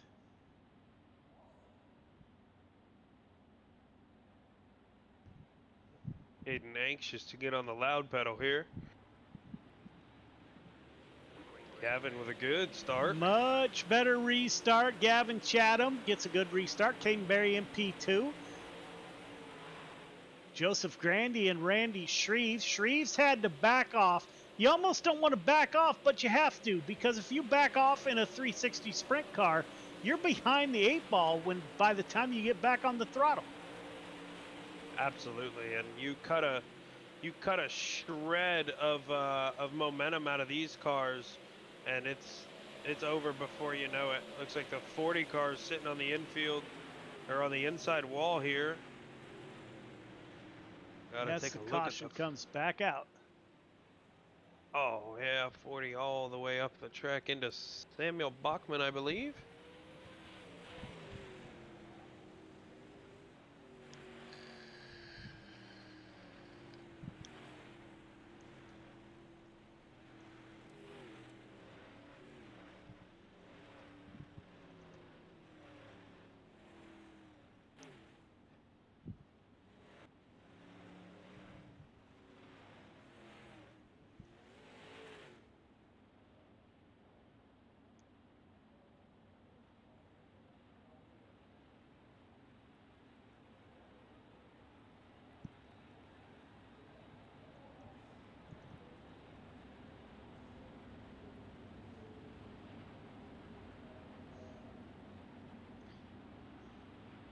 So only on lap 8 of 30, we're having a rough time getting going here.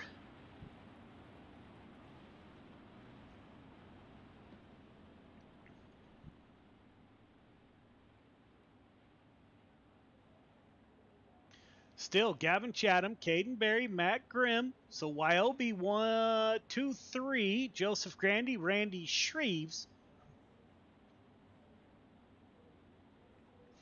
Braden Carter up 3 positions into P6 into 0-5. Everyone else kind of staying stable. Braden Carter, the biggest mover so far.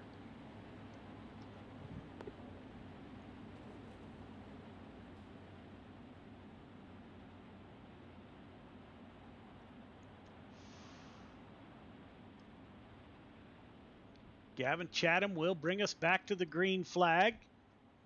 He's got some hard charging drivers behind him. Clayton, that's got to be nerve-wracking. I don't know. Gavin seems to keep a cool level head anytime he's put in a situation like this. We'll see. Good restart. Gets a good restart on the high side. Caden Berry jumps down low. Chatham scrapes the inside wall. Now the 91 of Matt Grimm thought about going out wide on his teammate. Caden Berry running the bottom. Grimm running the high side. Gavin Chatham running the high side. Joseph Grandy in P4. We are single file behind the leader, Morano. Heath Dyke in P8. Kurt Schatzer moves up underneath Heath Dyke for P10. The 218 car driver out of Pennsylvania trying to come through the field. Back there with Heath Dyke and Dylan DeWert. Dave Badio in the 16 car falls back slightly. Good run by the 213 as he pulls up alongside Logan Wentz.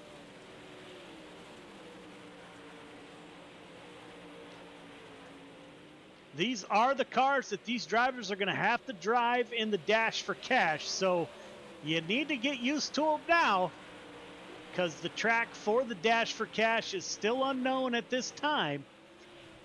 But Dash for Cash night on week 16 is the same format as any other night, and it's the highest total combined points equals the payout. And Gavin Chatham's going to have the back of the field to deal with in the next 5 to 10 laps if we stay green too. Chatham running the high side. Matt Grimm going with Chatham. Now Gavin dives down low. The 91 car on the high side can't really make any progress on Gavin Chatham in the 24. Grimm and Chatham running a similar line. Caden Berry, he was running a little bit lower. Let's see if the youngster moves up. He will, one on the up on the cushion as Anthony Marfulio is involved in an incident. Oh, Kurt Schatzer just comes up on the back of the 238, just gets into the back of Marfulio, turns the 238.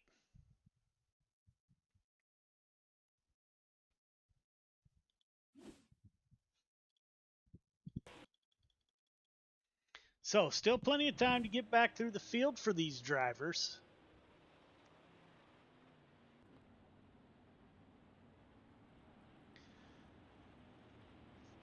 So next time around will be halfway.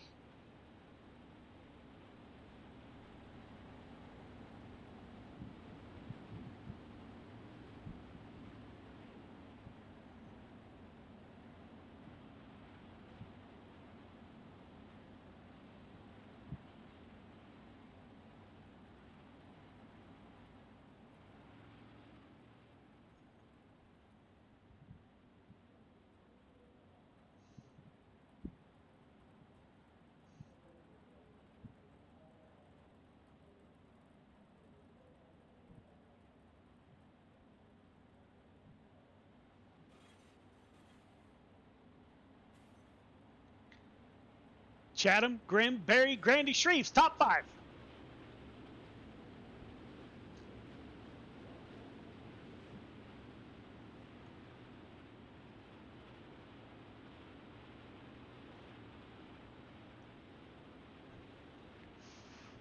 We are halfway through when Gavin Chatham takes the green flag.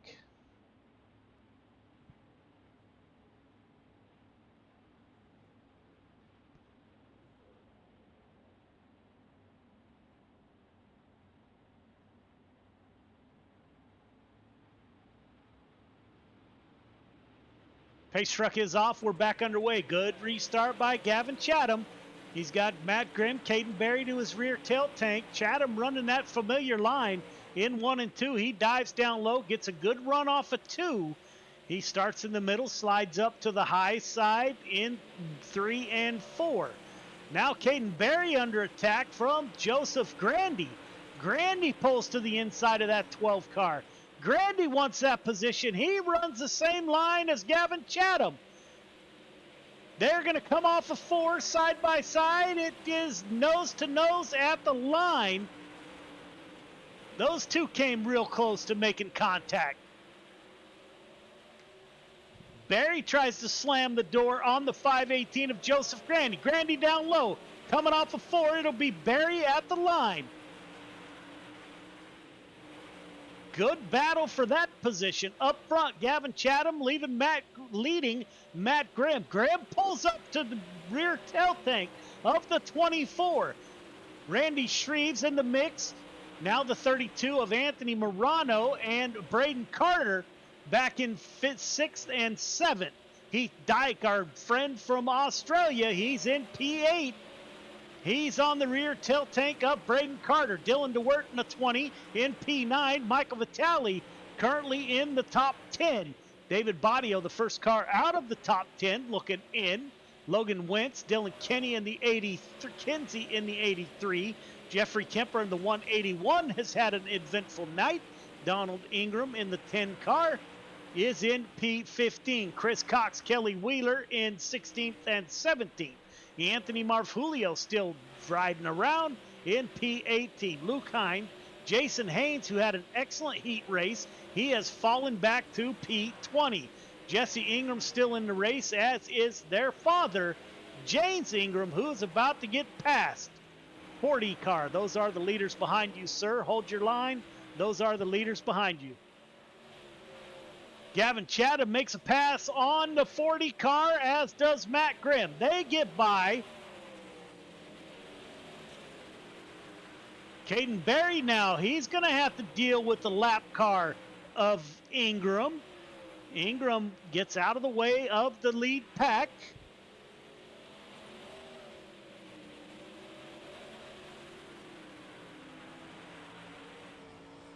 look out the back of that 12 car and just see how close it is. That is Joseph Grandy in the 518. Yeah, Joseph Grandy is all over Caden Berry. He's been there since the restart.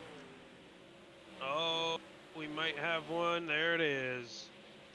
As Grimm was going for the pass, the caution comes out.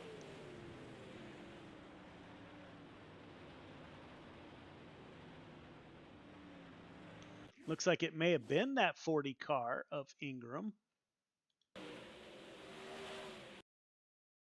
Oh man, we've never discussed one of these. So I've got the 40 car almost 40 mile an hour off pace, but he does get rear-ended by Dave Badio. Yeah, you can't put that on Badio, I don't think. Yeah, we've had. No, we have not had that instance before. I've but never had that happen before. Lap car at that big of a speed difference, that can't be on Badio.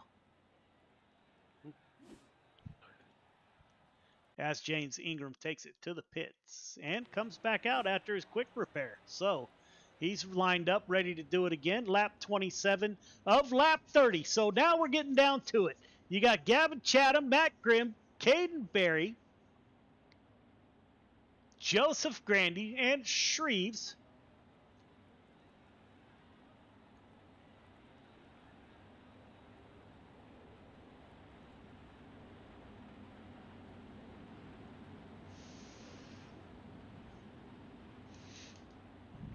Lights are off on the pace truck.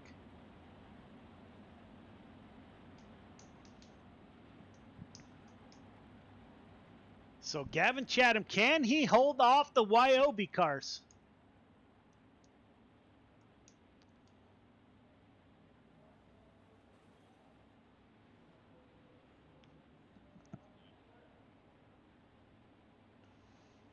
We got Heath Dyke, someone about the car flashing out. On lap 28 of 30, Caden Berry looks to the inside of the 91. Gavin Chatham holding off the Wyobe gang.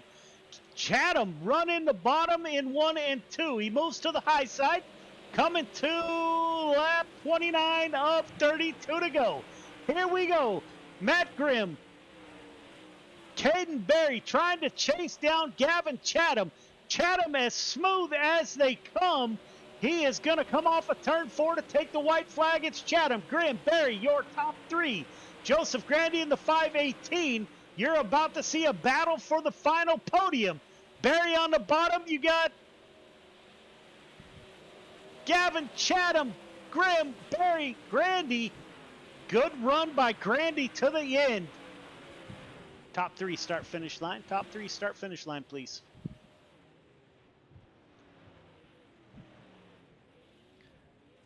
Thank you, everybody, for tuning in. Peter Nuder is out there. Peter, thanks for tuning in. We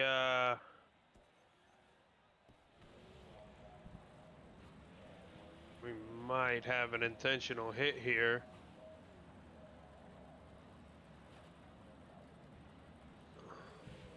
Not That's quite good, sure. fellas. We'll I review couldn't it make after. that work. Don't forget to go up for your interviews. Who do we got? I'll review it this weekend. Yeah, I'll save it for you. So we'll let Clayton do his thing and catch up with Caden Berry when he's done.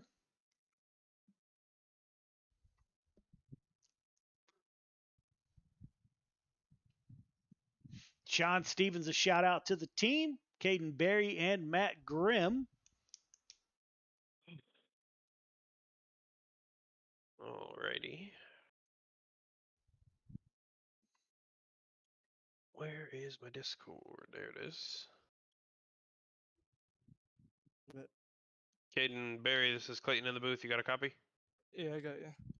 Hey man, top three performance for you tonight in the sprint cars. Look like the looked like the 12 car was kind of liking the bottom early. You got a really good, couple runs out of two, and then it just seemed to die off, man. I thought maybe a caution, you'd be back in it, and just didn't seem to have the bite, the drive off the corner like the 91 and the 24 there, man. Take me through those last 10 laps or so after those final few cautions. What's going on through your head? What are you thinking? What are you having to change up to get a shot at a win here tonight? Kind of wish we had a track like we did in the heat, with the cushion being so good and just had a lot of bite up there. And like I was saying earlier, just this track has just kind of been one lane all night. And in all three divisions, I feel like it was either way down low or the very top, but I just couldn't really find anything on the really top. Just I was up there and there was just a paper thin cushion that you couldn't really grab and kind of get a run off. But and then I tried the middle, I tried the bottom, and just couldn't really find anything. But I think the bottom in 1 and 2, if I ran that a little earlier, could have maybe had something. But 3 and 4 just wasn't it for me at all tonight. It was just super slick over there. And when I did try to go up to the top, I would just Joseph Grandy was right there. So Yeah, you had the 518 all over your back door all night tonight. It looked like, man, but still a top three finish. Who do you got to thank? Who do you got to thank on the 12 ride tonight for a podium finish? first off, I gotta thank God and Team Iobi, uh, and I also want to thank my mom and dad. What they do for me. It's a lot of hard work, and also want to thank TJ out there for watching, and also want to thank my great grandmother Cece and my Grammy Ryder and my uncle John and Aunt Molly out there watching, and also want to thank my nana and grandpa. And also just want to thank everybody just out there for watching because everyone just puts a lot of work in the stuff, and I really appreciate it. And I don't think people really understand how much I really appreciate people. So, whoever's on board out there, man, I just really appreciate you. And I also want to thank Cataclysm Computers, CNC Racing Designs, Speed Factory, LCJ Carpentry, and Stingray Rock Tools Australia, and you and Joe out there for broadcasting and stuff. Yeah, buddy, we wouldn't be able to put on the great shows we do every week if it weren't for you drivers. Keep putting in the work, buddy. I personally, I know Joe is too. Your family. There's a lot of people out there hoping to hear that name one day on the big stage, man. Keep pushing, keep grinding, and hopefully we'll be talking to you again next week. Yeah, sounds good. I'm sure I'll be there. All right, buddy. Thanks, See ya. yeah.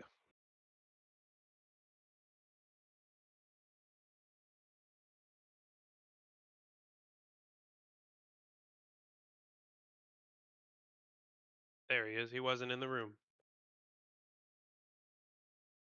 Yeah, I got you, sir.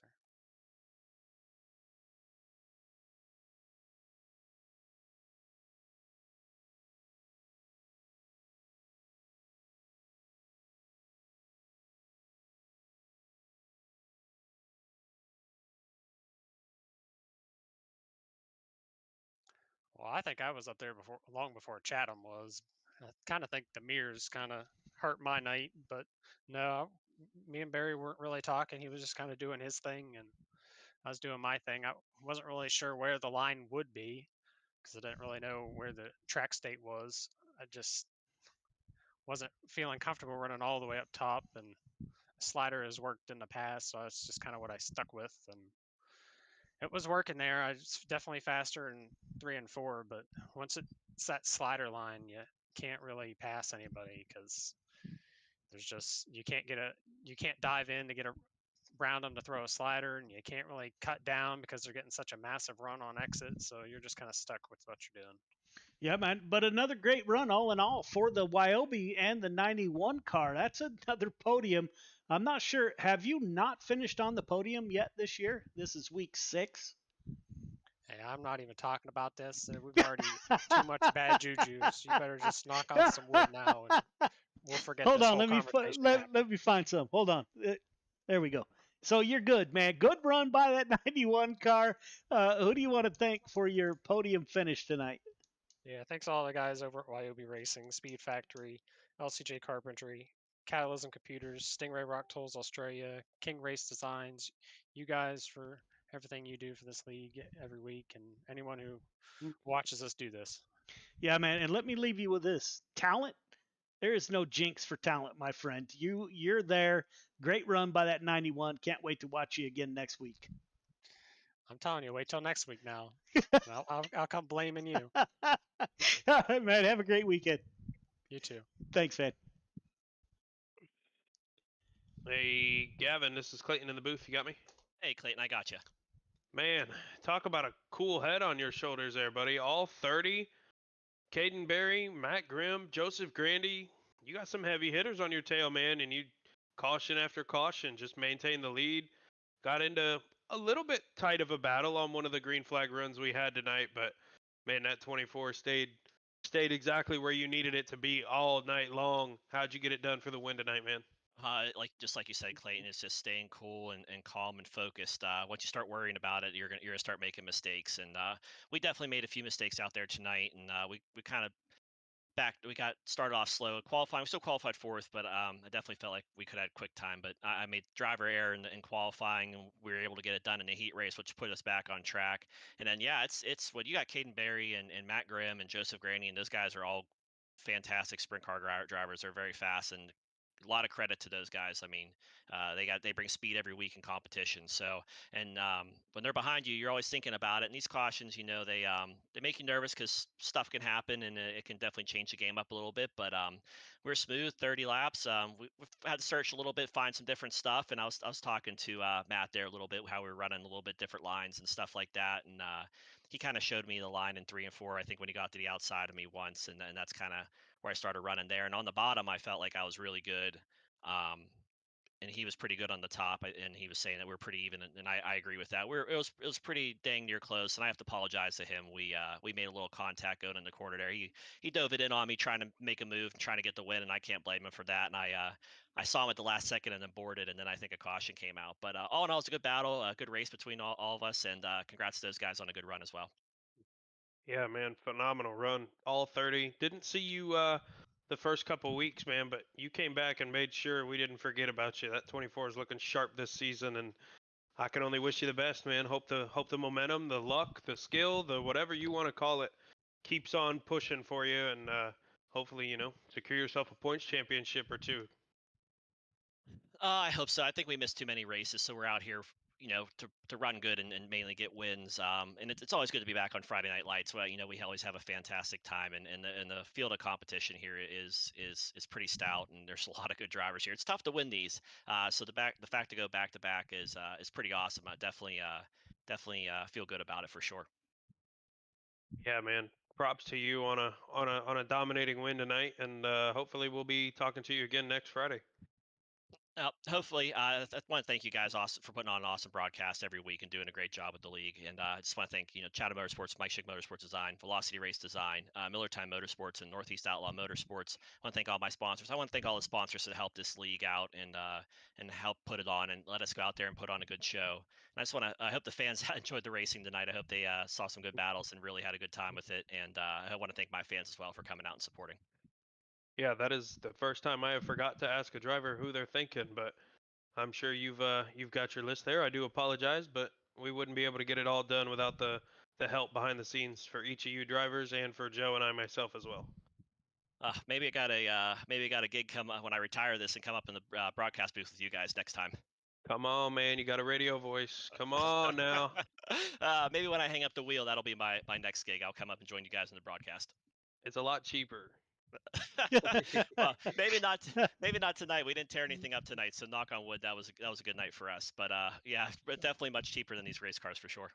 Yeah, man, great win, and enjoy your weekend, buddy. We'll see you next week. Thank you, guys. You guys have a great weekend. Have a great weekend, everybody.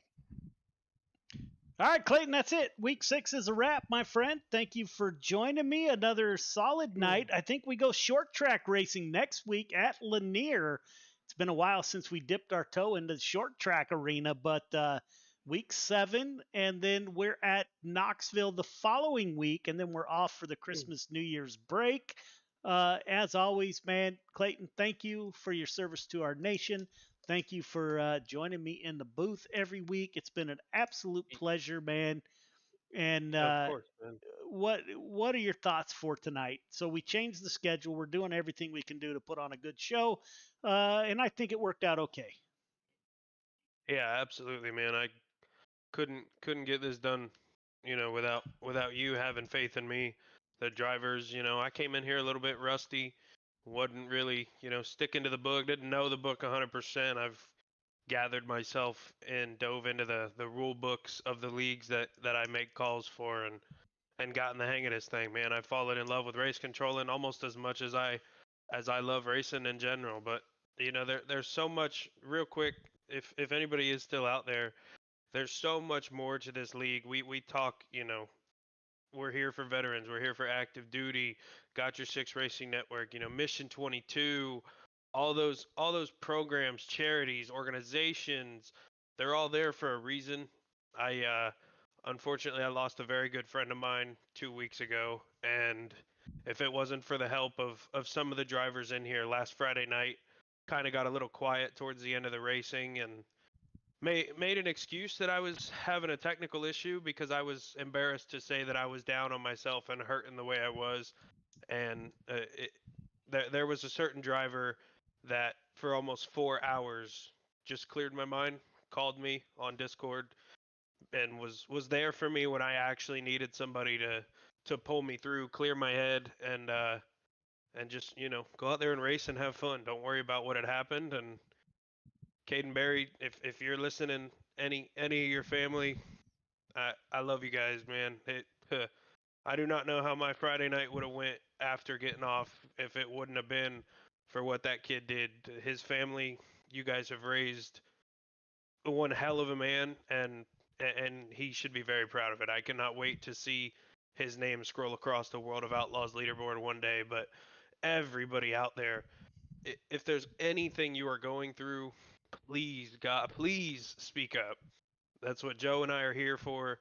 That's what the other drivers are here for. Drivers, if you're watching this back tomorrow, Sunday, whatever, if there's ever a time that you're in a slump, please call me, call Joe, call your mom, call your friends, whoever. Don't suffer in silence, please. There are so many resources out there.